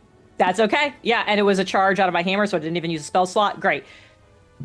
Which means, hey, bonus action, release the hammer, and when he just like blips really quickly, I will whack him with that. Okay. Or at least attempt to. Hammer to the face. That's a nat 1. I'm going to use one of my advantages. That is so much better. I mean, it says so much better. It was an 8, but I have a plus 11, so the 19 to hit. A 19 does hit. Great. That is 10, 13, 15. That is 18 points of damage. I'm sorry, how much? 18? 18. Fantastic. Okay. And do I risk an opportunity attack just to be like, I leave you surrounded by wolves? Yeah, no, I'm just gonna stay put. It's probably a bad idea, but Okay. I historically have not done well taking opportunity attacks, so I'm not gonna risk it. Okay. Before we get to the wolves, he is going to use one of his legendary actions. Perfect. And he is going to reach beneath the seat. And for just a moment, all of you are going to simultaneously blink, you and the wolves. And I would like you all to reset yourselves to the same place you were when you first entered the room. Oh, fuck that. Are the wolves still there? That's something I hadn't thought about until the wolves showed up, and I was like, "Shit, what's gonna happen to the wolves?" Because the wolves technically didn't enter the room, I'm gonna say he's still surrounded by wolves. Amazing. Because that's where they existed when they first came in. So it only makes sense to me that that's where wolf belong. That's where wolf is. So I'm gonna move. Yeah. Is Zeal gonna still be? I didn't put Zeal out because it would have kind of been over a wolf. Is Zeal still out where it was, or is Zeal back in my hand with this reset? Zeal will be back in your hand as well. Okay, that's perfect. Okay. So it's with the that, wolves' turn. it is the wolves' turn. I love it. Okay. So that one little wolf moves right back up to where Kallista was. I like that it just trots over. It's like, oh, it's not in the way anymore. Hey, okay, so do I know what I need to get? 14 is the AC. Okay, can y'all keep track for me on how many are going to hit? Yes. Okay, so I have a +4 to hit, so roughly 50-50 chance. Everybody has pack tactics. Mm-hmm. 1 hit. That's 1. 2. 3. 3 hit. Okay. 4 hit. 5 hit. A crit. Okay. So I'm just gonna double Yeah. the damage. So Yeah. that's total of 7. So I've rolled 6 times, I think. Yep. Yeah, that was number And- 6. But 6 times, but technically 7 hits, so I have to roll Right. 2 more times. Hit. Hit. So all Okay. 8 hit. So All 8 hit? So 11. I'm just gonna take the average damage from the wolf. Mhm. So it'd be a total of 11 hits. That's 77 points of piercing damage. Okay. And if the target is a creature, it must succeed on a DC 11 strength saving throw or be knocked prone. So 10 DC 11 strength saving throws. 10. All right. Let's see. Law of averages. Let's see if that is... That's way too many hit points. Let's do that. There we go. All right. He has a strength of +3. So I just need to get an 8 or above. So 1, 2, 3. Nope. He's already down. He rolled a 3 on that one. So he is prone. He is prone. I can't. He can't be double prone, so I'm just going to stop at at that one. Just driving him into the ground. That is fair. Yeah. Okay. All right. So technically, some of those attacks should have more advantage, but they all landed anyways. So, with that, that is Wolf turn. Let's go ahead, since we're at the bottom of our turn order. Let's take our break there. When we come back, things have reset. He is Fine. looking as hardy as he did a few moments before. Kallista, you look out the window and hear the same close lightning flash once again. So when we come back, we'll be at top of the order with Acacia. Stick around. Please enjoy our ad reel, please. If you have a couple extra bucks sitting around and you want to put them towards a great cause, please consider feeding America. You can donate and spice up our game. Stick around. We'll be back. Welcome back, everybody. Welcome back to Horizon's Call. Let's jump back into things. Let's dive back in. Dive with a hard V. I really do have to emphasize that. Well, we can dive back in. We're top of the order with Acacia. You all have reset to the places, the physical places that you were when you first reappeared in this cabin. However, Captain J-Jaw is prone after a vicious wolf attack. So, Acacia, what would you like to do? I do have a question. Am I sure that is he definitely an undead of some sort? Yeah, I'll give you. He's definitely undead. Okay, cool. I would like to do my horsey best. I And encourage you to do so. so I'm a horse. I have a straight line. I would like to charge. Like that. Sorry, do you ever think about the fact that you all led a horse to water? Don't and then you made her a friend? Do not start. Okay. Yes, so you do have wolves in the way. That's So okay. Okay. I will push the little dudes out of the way if I have to. Okay. I don't mind. So I'm gonna charge. I would like to use my crit with my Holy Avenger dagger. Okay. What I will say is if you are charging, Yes. because there is a desk and wolves in the way, a wolf on the desk, kind of hard to charge through both. You will have to do damage to the wolves with the charge deck. Not necessarily with the dagger, but the wolves will. Okay, we're all good. Cool. That's fine. I will. In that case, I will jump. I will clip that one wolf with my hoof. It had 1 hit point. It can go. Okay. I am basically leaping over the desk and landing on this motherfucker. Okay. I would like to use my crit, please. Yeah. The wolves are my allies, so I get 4d6 with my sneak attack. Yeah. I have a d4. I'm gonna do double dice, so I'm gonna do 2d4 with my dagger. Okay. It is a undead, so my dagger does an extra 2d10 radiant damage, so it's gonna be 4d10. Okay. So that's where are my dice? 1, 2, 3. Where is it? 4. All right, are we ready for the clicky Yeah, go for clackies? it.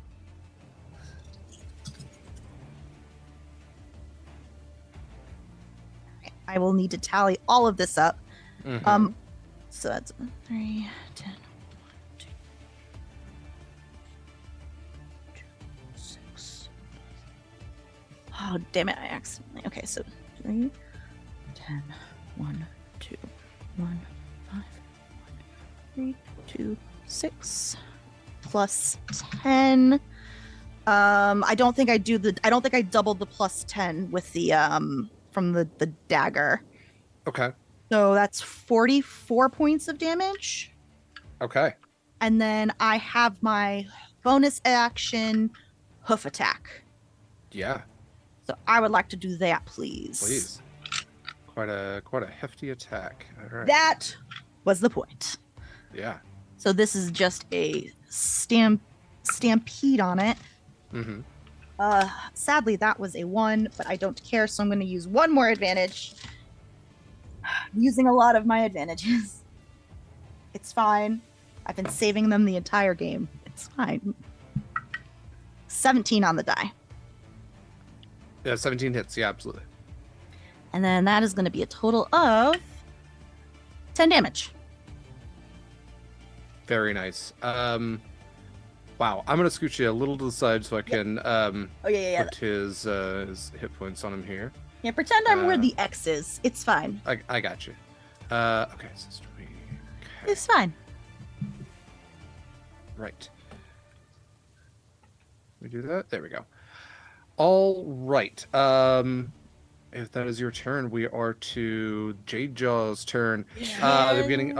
Yeah, Can I ask please. a weird question? Yeah. Acacia used a crit on one of them. If I used my reaction to cast Accelerate, would Acacia also be able to double that damage?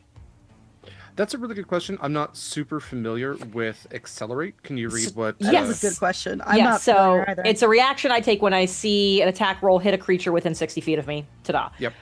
The Accelerate part of it is target takes an extra 2d6 damage from the attack. The extra damage is the same type dealt as the triggering attack. Yeah, so Acacia would be able to add 2d6 to the attack, sure. 4 more Yeah, because do that. it's a double. Oh, for because it's a yeah, crit. with a Yeah. Well, Mhm. Yeah, that's my thing. Is like because she used a crit, mm-hmm.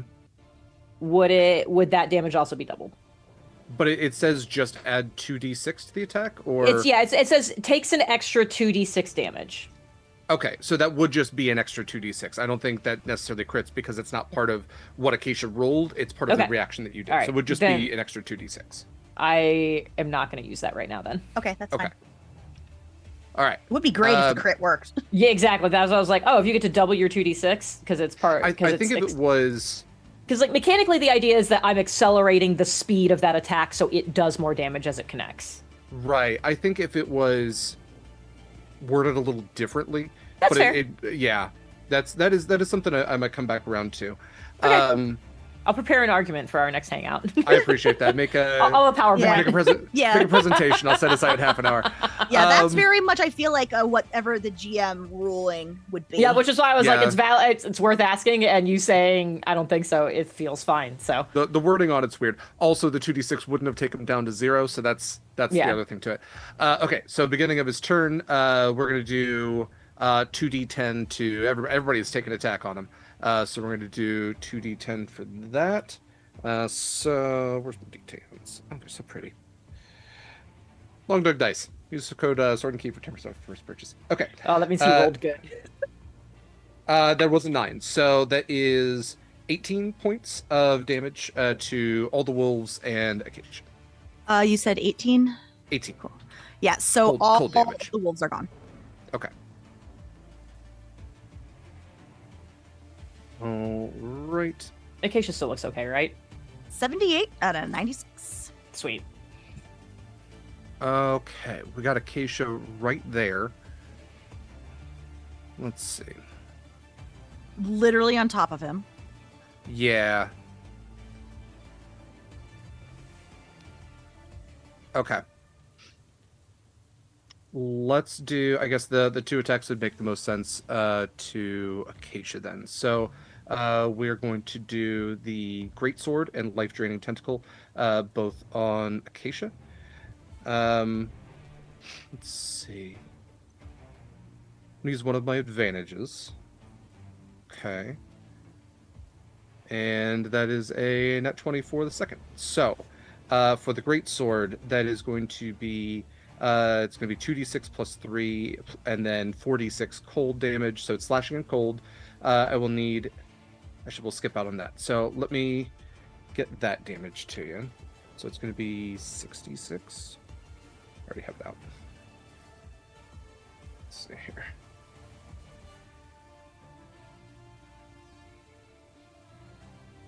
And it's going to be 66 just plus 3.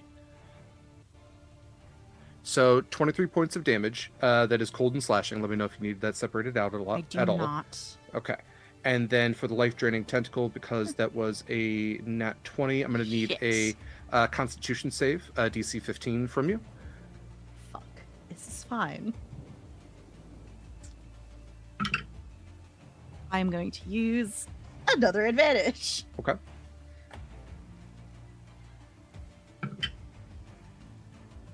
$19. Okay, a 19 is successful. So you are only going to take 20 points of necrotic damage. Your hit point maximum is not reduced by that. I don't look great now, Okay. but it's fine. That is it for his turn. Let's go now to Winnie. Yeah, Winnie doesn't like any of that. I am going to send little Jeffrey up next to Acacia. That's supposed to be next to the captain too, but I can't see anything. Can't imagine why. If only there were things I could wear on my face. Eva! And I'm just kidding. It wouldn't make any difference. And I would like to use my crit and have little Jeffrey shocking grasp him. Okay.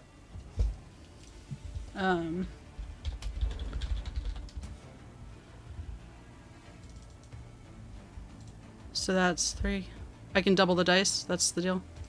You may double the dice or double the damage. It's 34 lightning damage. Okay.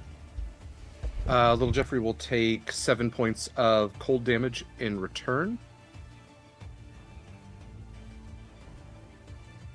All right. What about the rest of your turn? Don't worry, he's still up.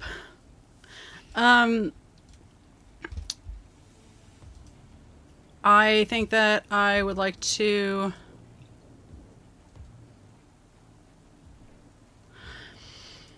Acacia is looking rough but okay, right? 30-something out of 90-something. Yeah, rough but okay. I guess since he's right there, little Jeffrey will also just shoot him. Okay. Well, he's within 5 feet, so that'll be disadvantage then. Is that true? It's a ranged attack, right? Oh, I guess it is. Is it? Must be. Yeah. That's fine. Okay. That's fine. He does not hit. It goes through the window behind him. Okay. And I think that's it for me. Cool. All right. Well, last chance I get to do this. If you wouldn't mind putting yourselves back to the places where you started. He is going to reach under his chair a second time. We're going to do his last reset.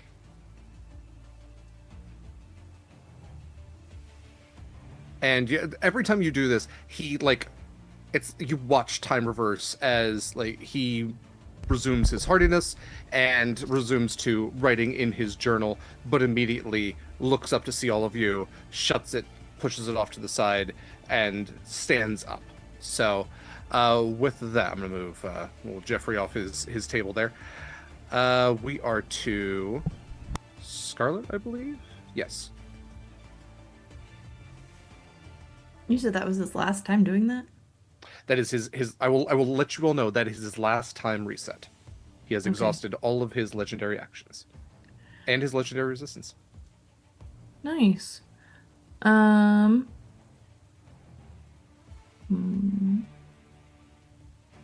would like to cast Witch Bolt, please. Okay. That is a 15 to hit. 15 just hits. Oh, bless.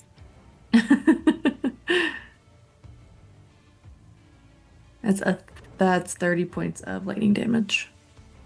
Okay. Solid hit. Anything else for your turn? Nope, I have to hold that and not fuck it up because I can do more damage if I hold it. Terribly witchy. Kallista, it is your turn.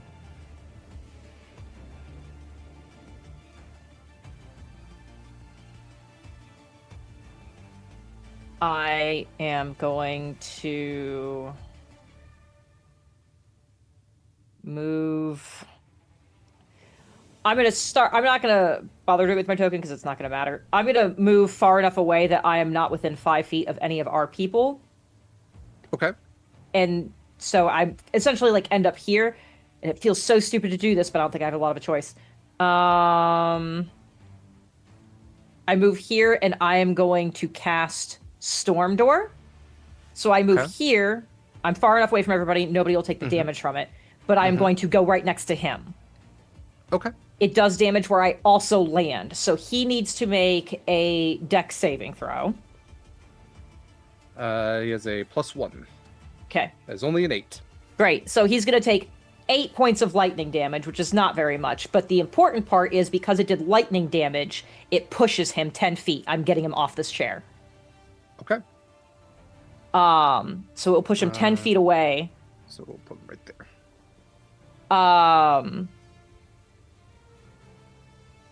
And I would like to grab the chest. Okay. So that is... You may grab the chest. Item interaction going to be something separate. But I will say that you have a hand on the chest.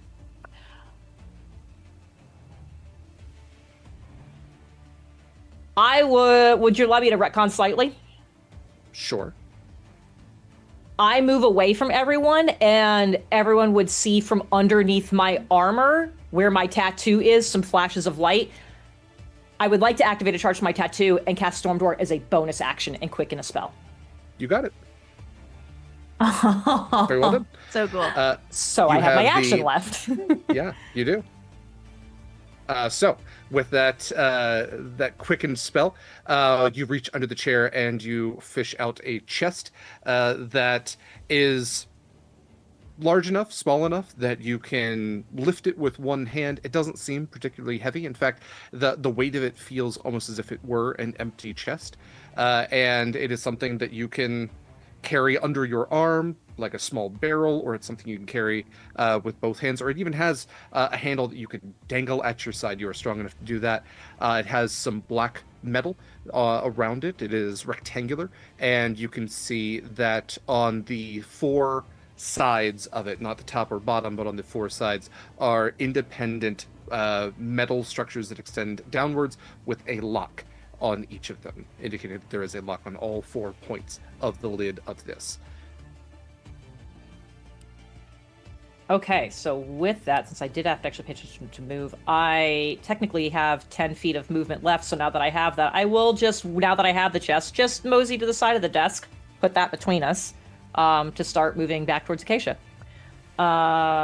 That is the entirety of my movement. That's an action. That's a bonus action. It's my tattoo. So that is literally everything I can do in a turn. Okay. As he is shoved into, like, the force of the impact, he hits against the wall of his captain's quarters, and as he comes to and begins to stand up a little bit, his eyes glow as he looks towards you, and he points this finger that becomes more skeletal as it reaches towards you. He says, "Put that down!" You know how this ends. Why do you keep doing this? Because it's not going to end. It never has to end. This is better? Has to be something worse. I am not ready to see that yet. Please, please don't do this.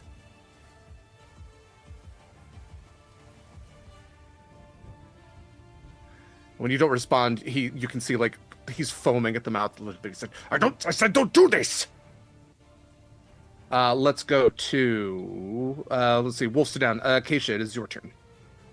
I'm just gonna walk, prance up a couple little bit, and I would like to, the start of my turn, I'm going to change my starry form to Archer. On a bonus action, I can do a ranged spell attack. I am going to attack with that at him. Okay. That is an 11 on the die. I think it's like +9 or something. Yeah, that'll do it. Which will hit. So it's Got AC of 15, yeah. Or 14. Yeah. 14 is what I said. So 2d8 plus 4. That is a total of 16 points of radiant damage. Very nice. And then I would like to upcast my Wither and Bloom to a 5th level spell slot. I'm basically putting it right in the middle of us so I can get that healing bonus. Okay. So it needs a con 17 saving throw, please. Can't remember. Does Wither and Bloom affect undead? It says there's nothing says it doesn't. It's Blight is the one that doesn't. Blight, that's what it is. Okay. Sorry, it was one of those druid things. Don't you worry, it was mine. Yeah, that's all right. 3 on the die. I'm sure that doesn't. Yeah, con 17. So he's going to take Yeah. full damage. 5, 6, 7, 8, 9, 10, 11, 12 points of necrotic. Okay. And then I will give myself the healing behind the scenes. So I'm going to Love get that. You've done a little life exchange, the two of you, throughout this. Correct. So I get to do 4d6 back. So I'll figure that out. Very cool. No. Hit dice. My bad. Fantastic, yeah. All right. I want to check one thing here. It is the captain's turn. Let's see. We've got... Perfect. Okay. Captain J. Jaw Bane looks to Kallista holding the chest. He says, if you are willing to take these from me, then I am going to take things from you. And he is going to run up towards Acacia. And he is going to open his jaw. His jaw is actually going to unhinge, distend. And he is going to expel a spout of necrotic ink. So I will need Acacia, Scarlett, and Winnie to all make me a Constitution saving throw, please. This is DC 18. Let me just make notes of how many hit dice I spent. Yeah, I'm gonna re-roll it. You said it was 18, DC 18? Yep, DC 18 con save, please. I have a dirty 20. Very nice. Right. I'm sorry, what was... I heard the dirty 20. What was the other one? 19. Oh, sorry. 19. And Mary, yours? Correct. Great. Very nice. Okay. In that case, you all... Let's see. Each creature, blah, blah, blah. You're going to take 17 points of necrotic damage. I'm so glad I healed a bit. Is little Jeffrey outside of that where he's sitting? Or did you need him to roll too? He can't, I was trying to think of what the qualifier was. Little Jeffrey is inside of it, so I will need him to roll as well, please. Is Actually- Proximus getting hit? Yes, but yes, and He's being a great little cabin boy. yeah, he's not the. You're all just gonna get sprayed down. He's just like, oh, more mess to clean up. Little Jeffrey has 11. Okay. In that case, little Jeffrey is going to take all 32. Or no, 30. What is it? I said 17. I So already that's closed 34. it. 34. Yeah, sorry. 34 points of necrotic damage. The rest of you will take 17. And then all of you are blinded until the end of the captain's next turn. Little Jeffrey, however, none of you would see. Kallista would see, as little Jeffrey's eyes will turn green. Little Jeffrey is being compelled to serve. So on Winnie's turn, little Jeffrey will do his utmost to do his worst. He does Okay. 1d4 of damage. Yeah, I was gonna say, out of anybody, Plus 4. it had to be Okay, someone. So wait, his he, teeth. but he also acts under my command. So That's why it's weird. now for flavor, I'm chill with you, like letting him have his little weapon attack, but he cannot use spells without my direction. So you can't use spells. That's fair. Yeah, Okay. because those are my. He Yeah. can use gun. But he can do use this, gun. though. He can go. Ah. Oh wait. No, that wasn't a dex saving throw. That was a con. Just kidding. I was like, maybe he. How many spell slots do you have? Well, it's a revolver, so I've got... It's a 6-shooter, so 6 spell slots. Jesus Christ. I cast 45. Okay. That is... Are you feeling lucky? Are you? Okay. That is it for his turn. He has the necrotic ink. Otherwise, he would do the great sword or life draining tentacle. So that is it for him. So with that, Winnie, it is your turn. You have the condition of blinded. I don't. I'm gonna cast Lesser Restoration. Yay! So add that to the excited. counter. Add one to blow the dust and cobwebs off that counter and add one to it. That's bringing us to a total of 2.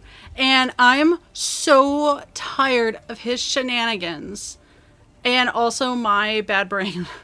I'm going to need a DC 20 Constitution saving throw from him, please, as I shift my shield in his direction.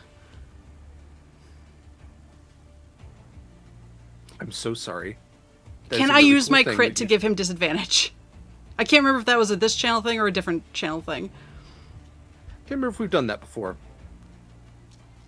It's a disadvantage. I think I'm okay with that this time. Okay. Not necessarily every time. I'm okay with it this time. That's That was fair. an 18 on the die, and that was a 7 on the die. Well, he had a +7, so that only makes it a 14. Okay. Thank you. Now I feel better for not using this earlier. So, It is so he's restrained as he's turning to stone. Oh, he also. No, he doesn't. I forgot. Yeah, and then he needs to make another con save at the start of his next turn if we get that far. Yeah. So he's restrained. All right. So let's restoration and what was that spell? That is a wild bonus action. It's petrifying heraldry. It is off the shield. Very nice. Okay. So I think the shield's eyes glow green, and they're having like a glowing green off is what's happening. Yes, he's in more of a carry green and mine in more of like an olive green, which kind of makes sense if you think about it. And where I'm from, I used to love eating olives, Kalamata olives, black olives, green olives with a little pimento inside. What did you want me to do? Turn somebody to stone? I suppose I can do that. We're going to have a longer conversation about olives later. That's fine, thank you. Olivia. Okay. All right. Next in the turn order is Kallista. No, Winnie. So, no, Scarlett. God damn it. Wait, who's little Winnie just Jeffrey went. attacking? I suppose it is his turn. Fuck's sake. Oh wait, unless I can deactivate him for free. Let me just quickly double check. I think it's an action. Power down, Jeffrey. Power down. An infusion works. Little Jeffrey, end program. Little Jeffrey, end program. Emergency override. When he's just trying to open the task manager. No, it's like Jurassic Park with the eunuchs. Like, I know this. Why do you have so many things running in the background? McAfee. There's just like 14 Chrome processes happening. I keep meaning to So upgrade many into tabs. Firefox, but Discord's so many using so much tabs. processor power. Spotify. I'm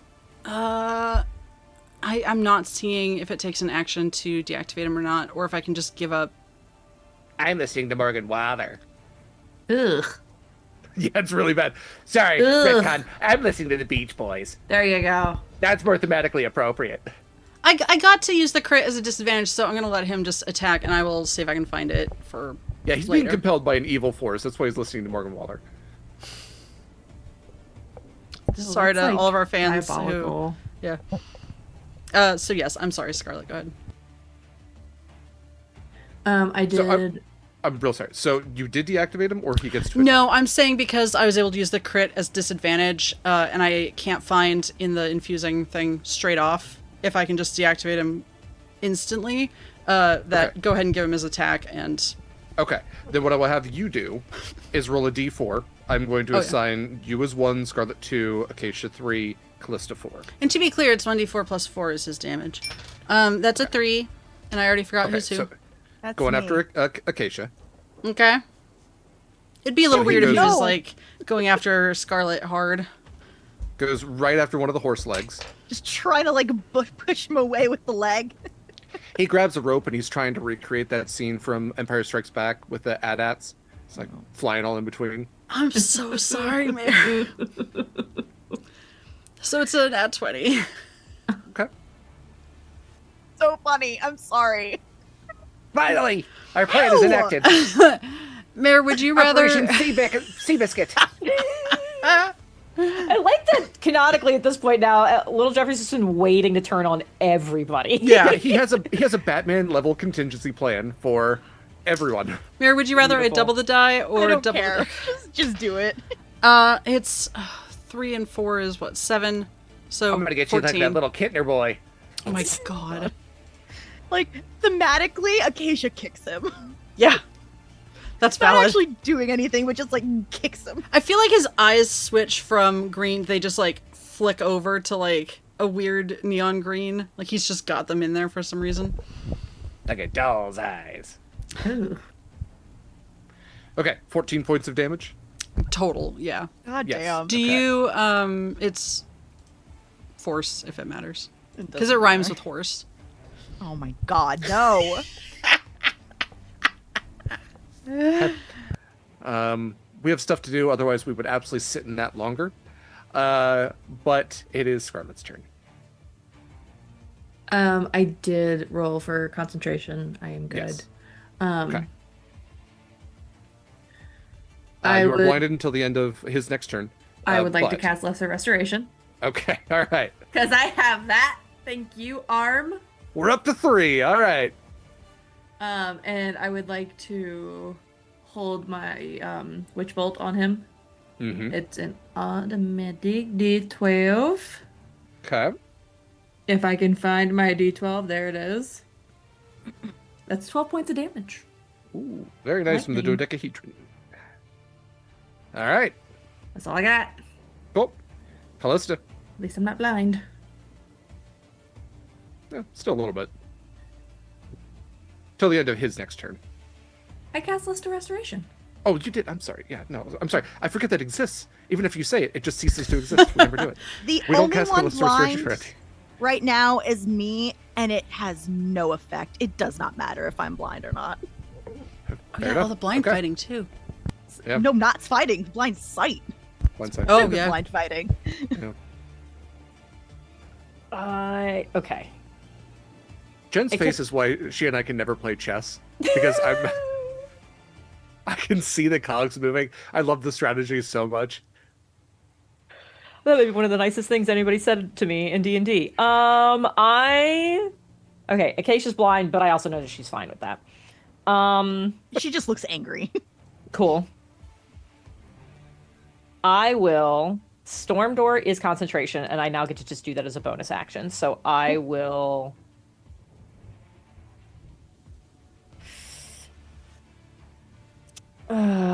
You have blind sight, and I would know that. So Correct. and you also have all the keys, and I would know that. Yes. You also look like shit, and I don't want you to take damage. I'm gonna.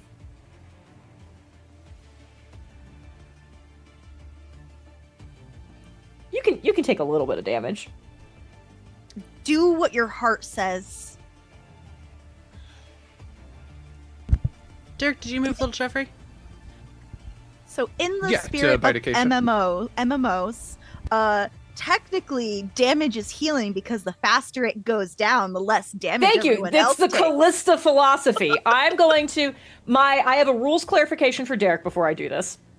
Sorry, that what Mary just said is haunting me. But yeah, no, please continue. True.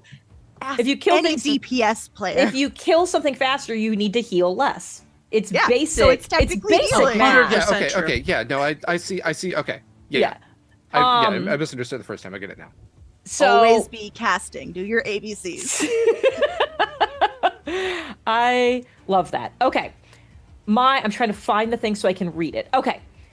When I deal lightning damage to a larger, smaller creature, it says you can push it up to 10 feet away from you. Sounds optional. My question is, how selective can I be? If I were to drop myself right here, can I push the captain and not push Acacia? Do you have to be within 5 or 10 feet to push it? It's within 5 feet of me, but I am assuming you're large, so you take up those 4 squares. So you're like you are next to me there. I think if it said select the creatures you wish to affect, Okay. you could be selective about it. Otherwise, it feels like an on-off switch. Okay, that's kind of what I figured. I am so sorry, Acacia. You're gonna take a little bit of damage, but it's not very much. I'm going to warp here, so it is. But if I push you, then I can't hand you the thing. I wouldn't be able to use all 4 anyway because 4 different keys equal 4 different item interactions. Yeah, but I still want the person with the keys to have the chest. Okay. I would like to actually warp to right here. So I will do that, so it will only affect the captain. So Okay. that is the... Are you Dex or are you Con? You're Dex, so Dex saving throw from him. Okay. So again, only has that +1. That's a 16. That still fails, so he will take all 3 points of lightning damage, but more importantly, get shoved 10 feet. Okay. And I will move down off of this. When I get to here, I would like to... Is passing the chest to Acacia going to be my action? Acacia can't even take it because she's got her shield and a knife. If you drop the chest on the ground, that would not be an action. Shot, If you- fine. I'll drop it Okay. on the ground and then I move to here. Okay. To get between, and because she's gonna go before Captain does. So, Okay. and I will let you know. Acacia, chest is at your feet. What do you want me to do with it? Because I'm trying to kill this motherfucker. Okay, well, how about we start trying to open the chest and I worry about killing him, and I would like to hit him with Zeal, please. Okay. Go for it.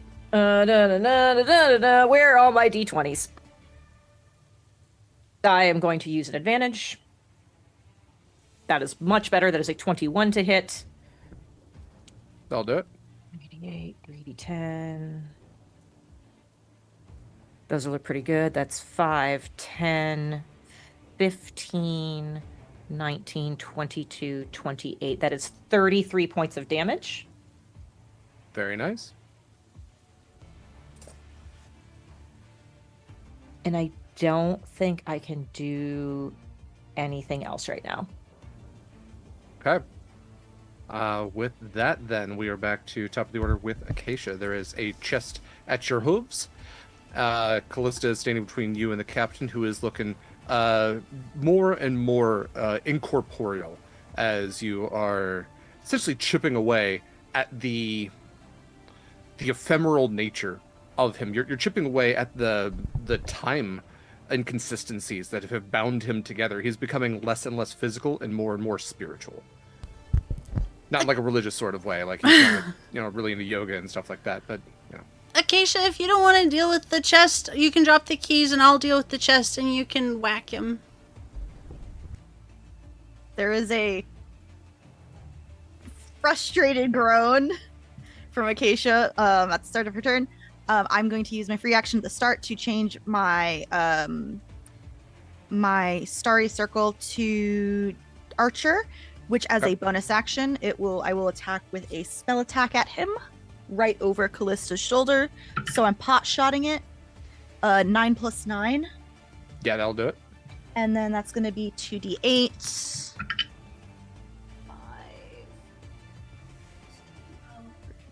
16 points 16, very nice. of radiant damage. And then Okay. I will, I guess, reach for the case. And I'm going to just start heading off in this direction. So there is like, I'm essentially just going to like shimmy backwards. There's a table over here. I don't know if I can fit underneath it, but can I throw it on its side and like hide behind it and try and start undoing everything? So if you are picking up the chest, that will be an item interaction to pick cool. it up. Okay, so if you have the action for that, you absolutely can pick it up and toss it over that way. No, I'm running with it to get behind and like in the corner just so I can start. Right. Have Yeah, a little if bit you of. I'm gonna try and do a little bit of cover so I can start doing stuff. Sure. Yeah, if you got the action to pick it up, you can head over that way and leap behind the table. We can say the table will give you half cover, Hell yeah. because technically, maybe even that's ambitious for a horse, but Yeah. that feels fun. You can crouch down a little bit. Yeah. Okay. And yeah, next turn I'll start doing. So right now, Acacia has keys and chest, and with that, it is the captain's turn. Okay. Kallista right up front there. He is facing you down. His blade is drawn. His arm is still tentacular, and his eyes are just blazing and smoking this green haze. He says, "You would take all of this from me? You would stop everything? You would send me to whatever comes next? You wear the symbols of holy people, but you are doing something that is truly evil now." And he is going to take his attacks on you. So. Okay, great sword. You have an AC of 20. And okay. So great sword is going to be 25, life draining tentacle. Let me use a crit for that. So that is, love you so much, Jenn. Okay, so for the greatsword, that is going to be 66. Some of that is cold damage. Do you need any of that broken up? No, the only ones I would need broken out are fire and necrotic. Okay, cool. The tentacle is going to be necrotic. Okay, great. So with the great sword attack, that is going to be 28 points of damage. Okay. And then for the life draining tentacle, I'll save you some time. I'm immune to necrotic. immune and completely. Completely immune. Fantastic. Nice. Okay. Then we're gonna skip out on all of that. You don't have any of your. We won't have to do the save or anything. So as the tentacle goes to like smack wrap around you, try to drain the life out of you, I think his eyes go even a little bit wider as he realizes that he's not getting any juice from this attack. He's not healing any from you. Okay. So you are gonna take the 1d10 cold damage. Probably won't be too much. We'll see here. Only 8 cold damage Okay. from that, and then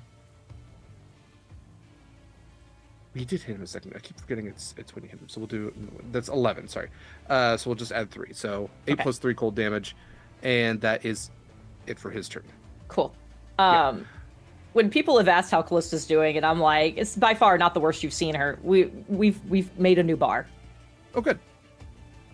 This is the worst you've ever seen Kallista. She also looks really unbothered by it. So, do with that what you will. All right. Next up then is Winnie. I'm adding it to a list.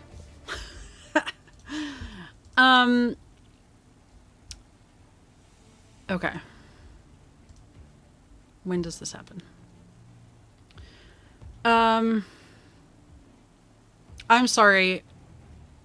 He needed to make a DC 20 Constitution saving throw at the start of his turn.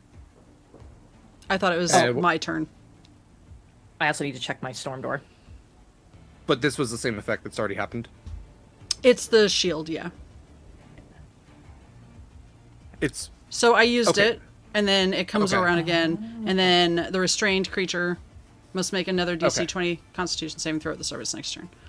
okay. I will use a crit for that just so we kind of Okay. knock it out of the way. Wait, where's your crit? I guess I'm assuming I have them. I never actually checked. You have 3 advantages. Okay, then I will roll and use advantage if I have to.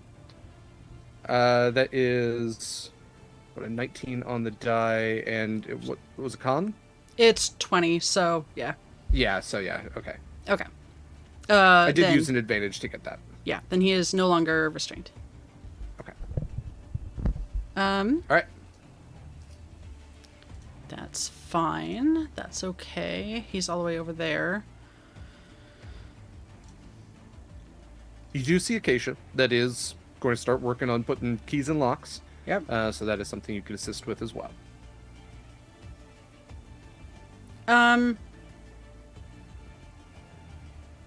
Yeah, I will stick a key in a lock. I can do that. Okay. All right. You run over. Item interaction to grab the key, put it in the lock. One of the locks clicks, and you see the connection point, the actual lock portion itself, disconnect, and you hear like a slight hiss as the seal of this chest is broken. 1 out of 3, or 1 out of 4. Okay.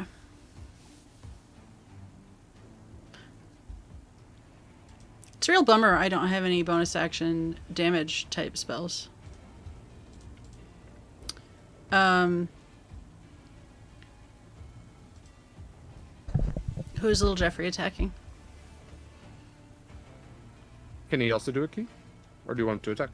Or I guess Ooh. he is still under the Oh, compulsion. but he isn't he? could So- roll to break that compulsion, right?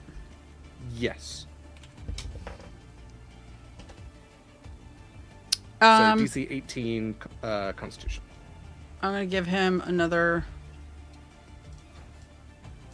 I'm gonna use one of my advantages to help him. That is 18. If I 18 use a does it. flash of He- genius. Yeah, he is not under the servitude of the captain, so he is free to do what he will. Then he will also help with a key. Okay.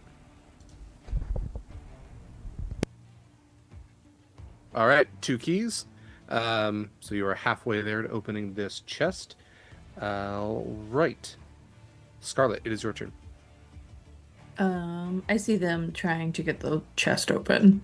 I Mm-hmm. would assume they're literally right there. Okay, I'm going to move and help them do that as Cool. my action. Kind of have to like get around Proxy a little bit. He's like, it's so dusty. I in can here." literally just reach over him. Yeah, no, you can just like take one big step over him. Yeah. Yeah.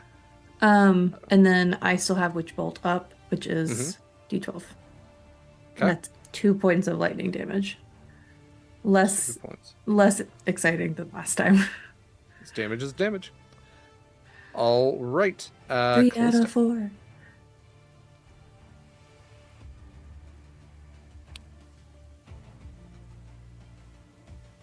Where's a wolf when you need one? I know, right? Okay. We're fine. We're so fine. It's a warehouse somewhere of just like wolves all lined up. Like, listen, boys, you gotta be ready for deployment whenever it comes. This isn't the Feywild. Remember this. They're considered Fey.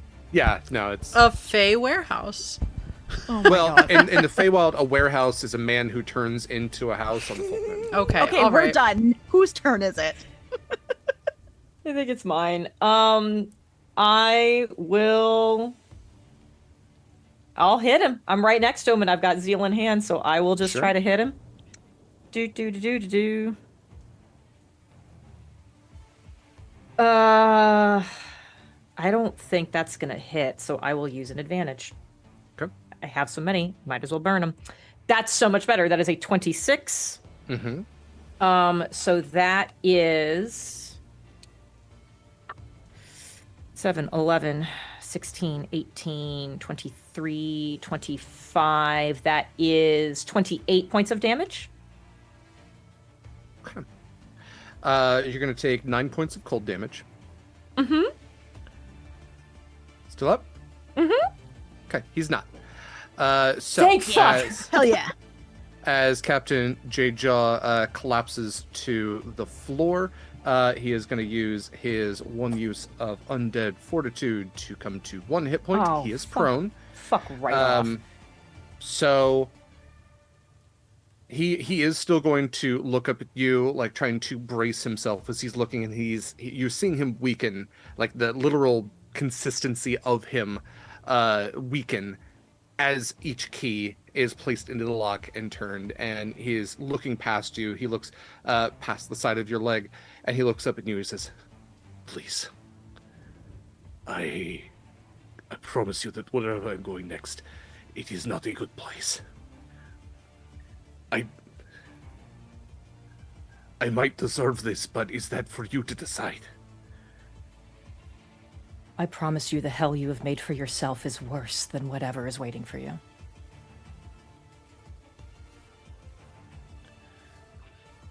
Comforting words. And with that, we are going to top of the order with Acacia. No, we're not. I Oh, have I'm a sorry. You said bonus more? I'm so action, sorry. you I'm silly, so silly sorry. man. I'm so sorry. I'm so sorry. So Oh. sorry. And knowing that I just hit him and I took damage and I don't want to risk doing that again, well, I guess I do technically need to make sure it's still up. Yeah, it's fine. I still have my storm door. I will bonus action my storm door to teleport away from him, which will do damage that he, by minimum, has to do at least 1 point. So, Okay. Are you shoving him as well? that feels rude. So, Yes. so I will just simply teleport back the little bit just to get the effect of having the damage, but not getting close enough to everyone else to do damage to them. Okay. As you teleport away, you see that his body begins to dematerialize, very similar to the officers that you found in the hold. It begins to liquefy and seep into the floorboards. Different from them, however, you see that it does not merely evaporate or seep in. It's starting to expand outwards. It is bleeding through the boards and blackening them and necrotizing them and rotting the wood beneath them. You will have until his next turn, but that that ooze, that necrosis, that ichor is reaching towards you like inky tendrils. So is that it for your turn? That is it for my turn now. Acacia, it is your turn. Would you allow me to make like a sleight of hand check to both unlock it and get a hand on the ring to try and stop the time bullshit? Sure. This is difficult, but not impossible, and probably well within the realms of you achieving it. So I'm going to set it a DC 20. But yeah, sleight of hand, go for it. Okay.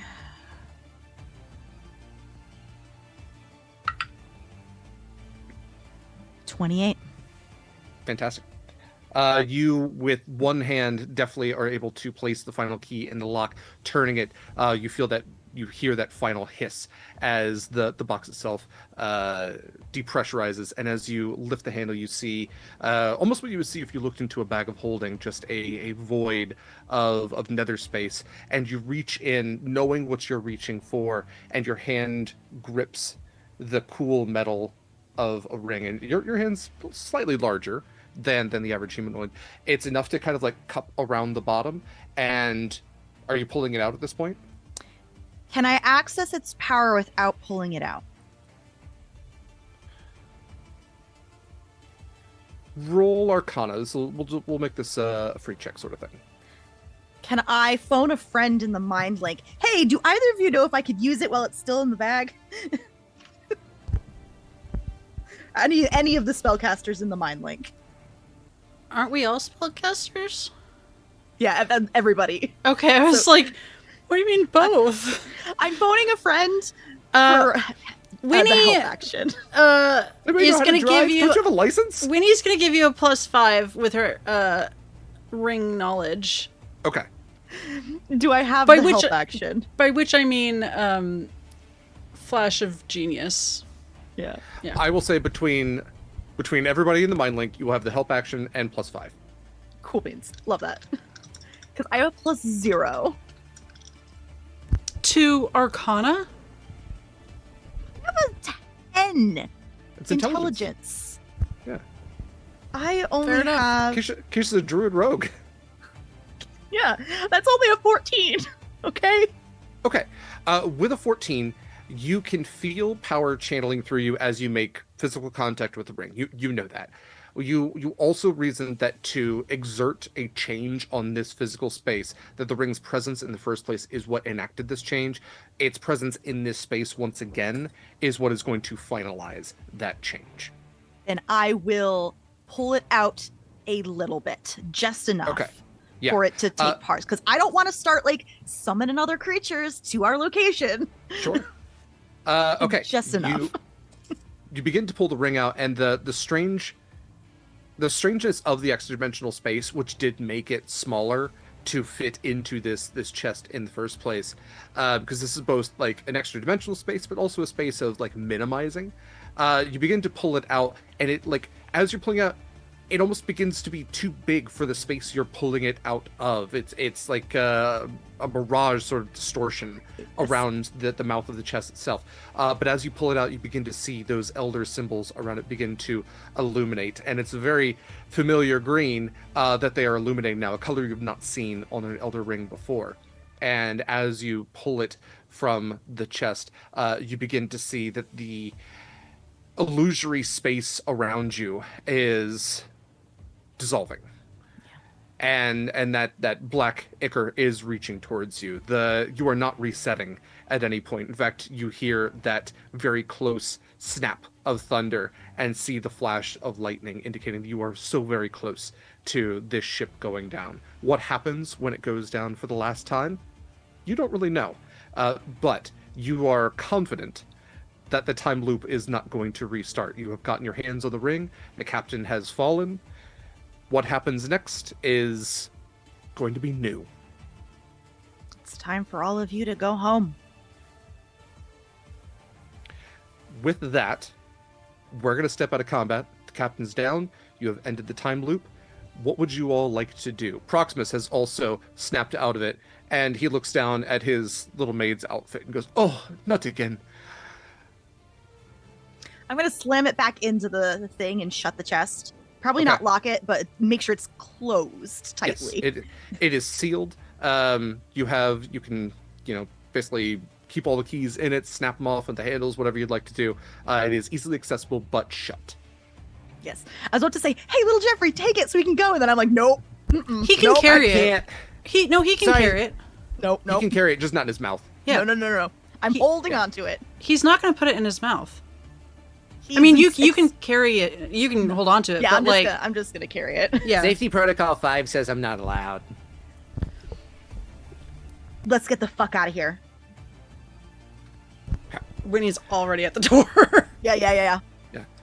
You open the door to the familiar scene of the ship being racked by waves and bolts of lightning all about. A scene that you didn't witness firsthand. Acacia has probably been the only one to see this part of it, as you are so very close to this ship splitting in half. The lightning bolt strikes mere feet from the side of the ship.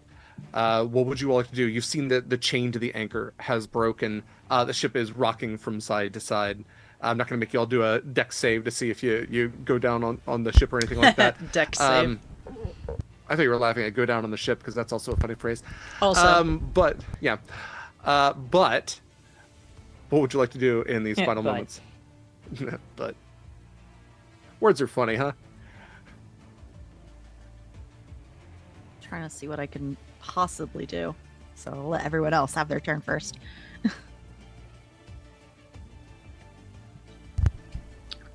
I feel like we don't want to physically be on the ship, but there's not really a clear way to get out of this part of this plane. Since there's a Mark. hesitation, Winnie is going to run back into the captain's quarters and shove any papers or books on his desk. Probably not the journal because Acacia already has it, but just like sweep it in little Jeffrey's mouth Okay. and then run back to the deck. What I will say is because that ichor is spreading, are you going to step into The ichor, the no. rotted? Okay. It's going to be real tough to get to the table because he went down right next to it. So to kind of mark on the map here,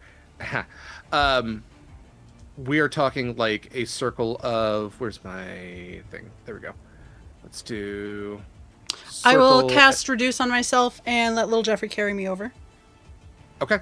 In that case, you are able to, little Jeffrey carries you over. He could also just fly over and shove it into his own mouth, but sure, if you want But to be his part of arms it. are so little. Yeah, no, if he could get the same, like, equivalent. But it is a free spell for me to reduce myself. But either way. Sure. Yeah. Yeah, a lot of the papers. Shit, like I the do Icarus have Mage climbing- Hand prepared. Yeah. The Icarus climbing up the desk as well and rotting it. He's Yeah. able to grab just a couple of papers and maybe like a corner of the journal. I don't care about the before- journal because Okay. Acacia already has it. So I'll. So yes, he's able to grab a couple of the papers before they just rot away. Everything that this is touching is rotting. So he grabs that, shoves it into his mouth, flies back. Okay, I am going to set a Thank timer you. for 60 seconds for you all to decide what else you all are doing. So we're technically inlaid right on top of the other one. Should we just try and get out of like the bubble where this was happening? Because is what I'm saying making sense? Like, just go Trying to- over? We jump overboard and swim. Yeah. Because I Yeah. can't think of anything else. I don't have any teleport magic. I don't even Can't know. teleport with the ring. Can't That's fucking teleport right. the ring. Okay. To be clear, I assume he's coming with us, but also we're making sure Proximus is with us. Oh yeah, since I don't have the chest, I've just I had handed you little Jeffrey's baby Bjorn. There we go. Although he's not under control of the thing anymore, he can move by himself. So he's probably with us. I think it's trying to just GTFO unless anyone else has a better idea. No. I mean, like, picking a direction and sticking to it, so. Off the side and straight ahead? I guess. Straight ahead. Okay. In that case, you all go to dive off of the side with 2 seconds to spare. You dive into the water. The inky blackness, the cold of it, hitting like a wall of ice. As the lightning bolt, you can hear it. You can smell in the air that I can't remember the word for it, but the smell of electricity Ozone. Yeah, ozone. Thank you. I was thinking petrichor, but that's not it. You smell the ozone right before it strikes. Those of you with hair follicles would be standing on end right before you hit the water, and you hear like a cannon shot. The crack of thunder as it strikes the mast, as it strikes through the ship. You can see the light of it as it ignites the bottom of the ship, splitting it in twain. And through the darkness, you see that flash of light. You see all of it as the ship drifts down further and further into absolute abyss. Even those of you with dark vision, there is nothing that you can see towards the bottom of the ocean. And as the ship falls and falls and falls, you give a moment and it does not reset. You do not reset. You have the chest. You are underwater. What would you like to do? Is that green glow still there from when we first arrived? There is no light whatsoever, above or below. We need to figure out how to get back to the surface. Up. You go up when he's going to Okay. point whether or not anyone can see her. Winnie, Which way is up, Winnie? Winnie's going to cup her hand and blow some bubbles. Okay. That's The what you bubbles do do not if you're trap. in water, and if you're in an It is. avalanche, you just spit. thank you That's for also this true. fun fact. That's- Hashtag those are- yeah. educational. Hashtag. Can we put the Educational. blowing bubbles thing in like Winnie's fun facts for break? Yeah. You said she doesn't feel them. She'll flip around until she does feel them. Man, I don't know who Bubbles is, but good for them. Thanks for laughing at that. Okay. Winnie, you flip around and there is no discernible... Actually, go ahead and roll me a survival check. Winnie would like to survive. No, let's roll for it then. Winnie would like to use an advantage. I don't think a 12 is going to do it. That is much better. That is a dirty 20. Okay. Panic begins to set in as you only just dove into the water, but swimming 15 feet in one direction, then back, then 15 feet in another, and another, and another. You're trying to triangulate your position, but there just seems to be equivalent pressure and space in all directions. There's endless abyssal water all about you. The bubbles aren't giving you any indication of which way is up or down. You can tell enough where your friends are to not get lost and use them as a central point, but you swim 50 feet out and then back and then 50 feet out and then back and then 50 feet out. I want to be You're- really clear. Winnie's not going anywhere. She's just like turning in a ball until she feels bubbles. Okay. Because that is not smart. You can have no clear indication. Which is also fine. But it is while you are spinning, you don't feel bubbles, but there is something that brushes past your leg at one point.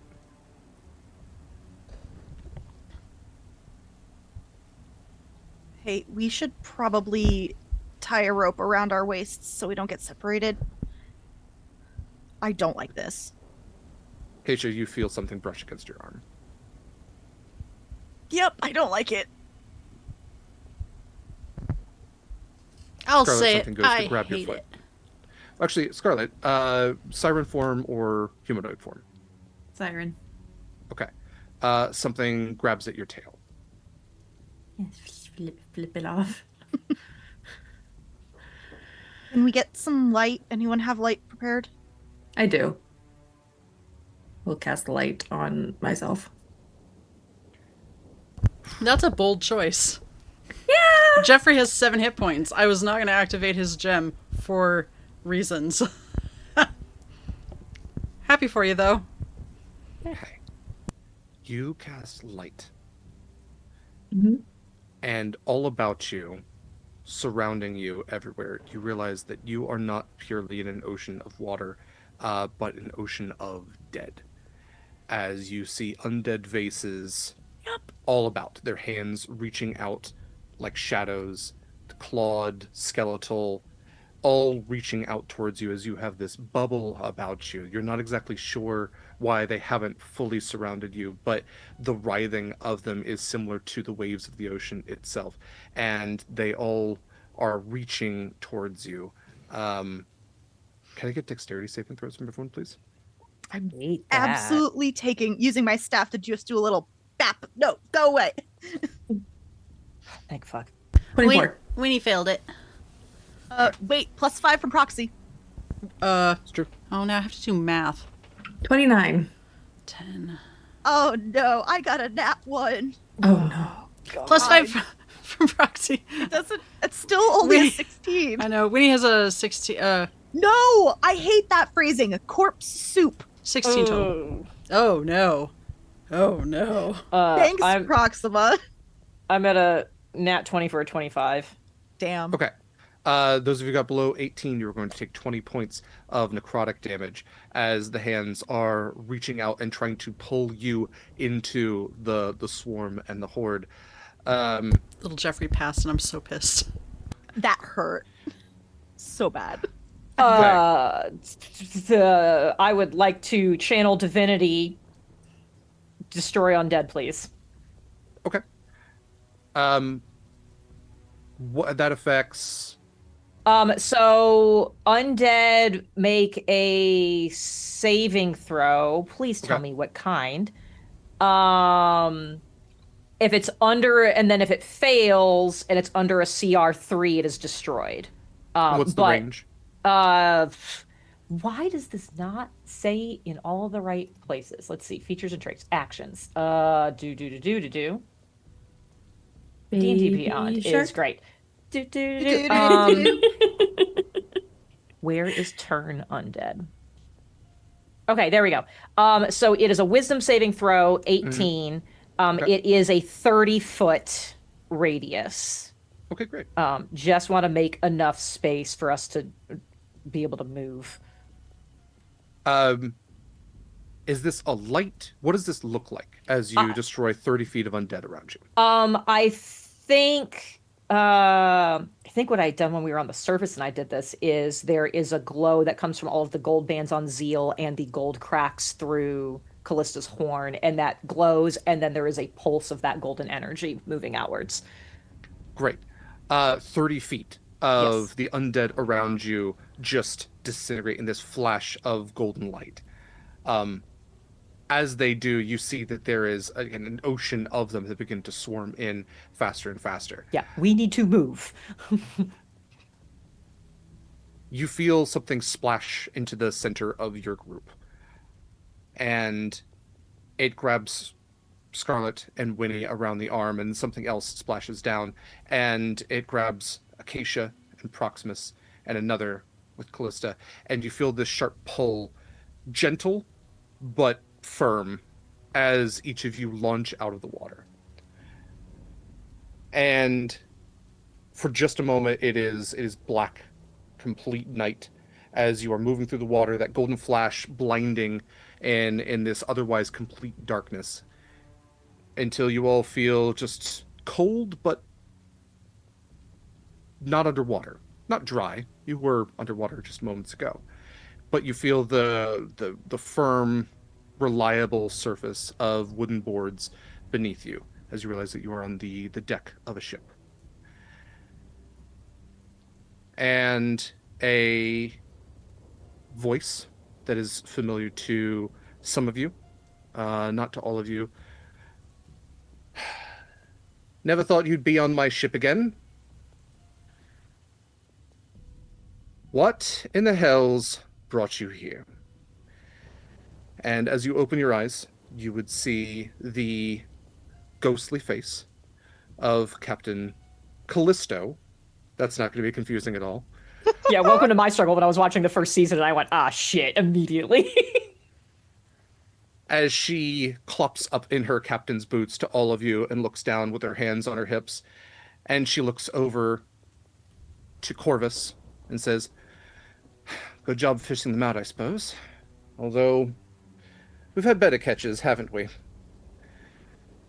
And he just forces a smile and looks to all of you and goes, "Hello, my name is Corvus." Some of us admit.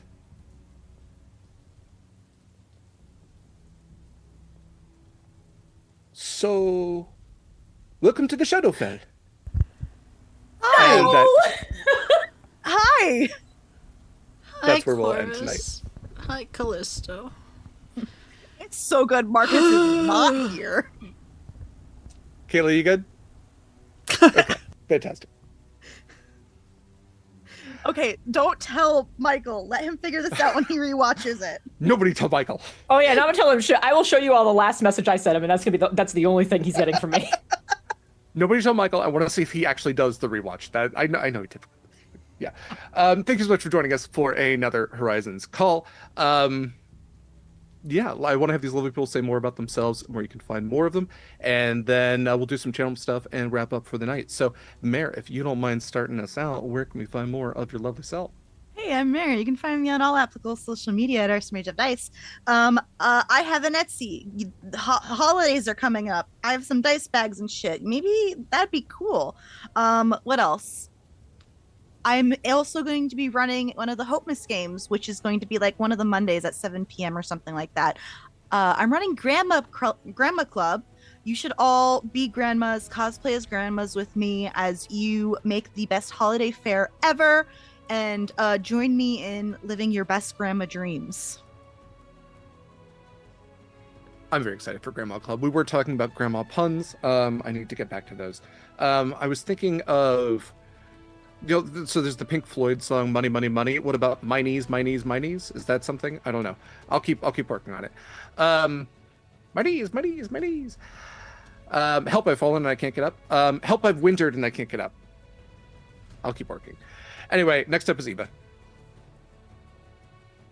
Hi, I guess. It's me, Eva. I am here on, I don't know what day it is, Saturdays.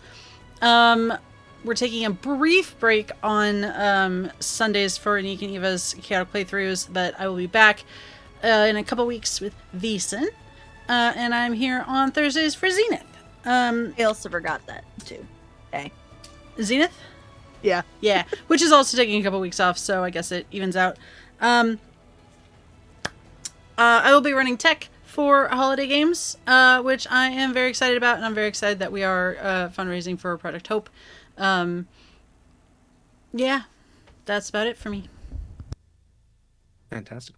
Next up, we would typically have Michael, but I will say that you can find all of Michael's socials at MIKYLSANDOVAL. It's Michael, not the way you think, Sand Oval. Check out all of his socials for his artwork and his, I think, very agreeable political views. You can also check out the Sword and Key Discord for a dedicated channel for Michael's artwork. Michael does the art for this game in particular. A lot of the games on this channel, you can see it on the screen, all the promotional stuff. He does absolutely incredible work. So please go support him in that. And also Hi Fam, which is how he would typically begin that. Obligatory Hi Fam. Next up, we have Kayla. Hi, hello. My name is Kayla. I've been your emotionally scarred. I can't even. Emotionally Scarlett.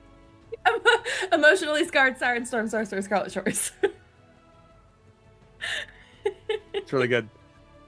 I'm a Sword and Key exclusive. I'm here for Derek to put knives in my chest. Consensually. Consensually. Yep. Okay. Thank you so much, Kayla. Then we have Jenn. Hi, I'm Jen. I'm Lazelda on the internet, and I'm also Long Dog Dice, and I'm making right now I'm working on all the Kickstarter dice that I'm doing, so that's super fun. And I'm playing a lot of Silksong on my Twitch channel, and I'm having a wonderful time here, and everything's great. Yeah, but that's where I'm at. Those are all the things. Fantastic. As I am rearranging my long dog dice to make sure that they're all in the right place in their little dice vault, I will say that you can, I'll use this right at the top because I have them handy. Use code Sword and Key for 10% off your first purchase at Long Dog Dice. They got the really cool D6s that come from the Horizons call set. They have the Sword and Key logo on the 6th side. The D20 also has the option for the Long Dog Dice logo on the 20, which is pretty great, little dachshund. So check those out. Use code Sword and Key for 10% off your first purchase. All this cast also have custom sets that you can pre-order as well, or just get your perfect set. Again, the holidays are coming up. There are forums open for custom dice sets as well if you are looking for something that is absolutely perfect for what you're looking for. But I guarantee you're going to find something on the shop that you're going to like.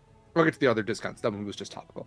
I am Derek Sword. I use him pronouns. I have been your guiding compass for this game. For more of Sword and Key, which I'm the sword half of, you can go to beacons.ai/Sword and Key. Check that out, as well as our socials. That is BlueSky, Instagram, and also we have links to our Discord. All of that on the beacons. All those are really important right now because we have a casting call that is live right now for a little under a week. It's going to be in 3 hours. It will be 1 week.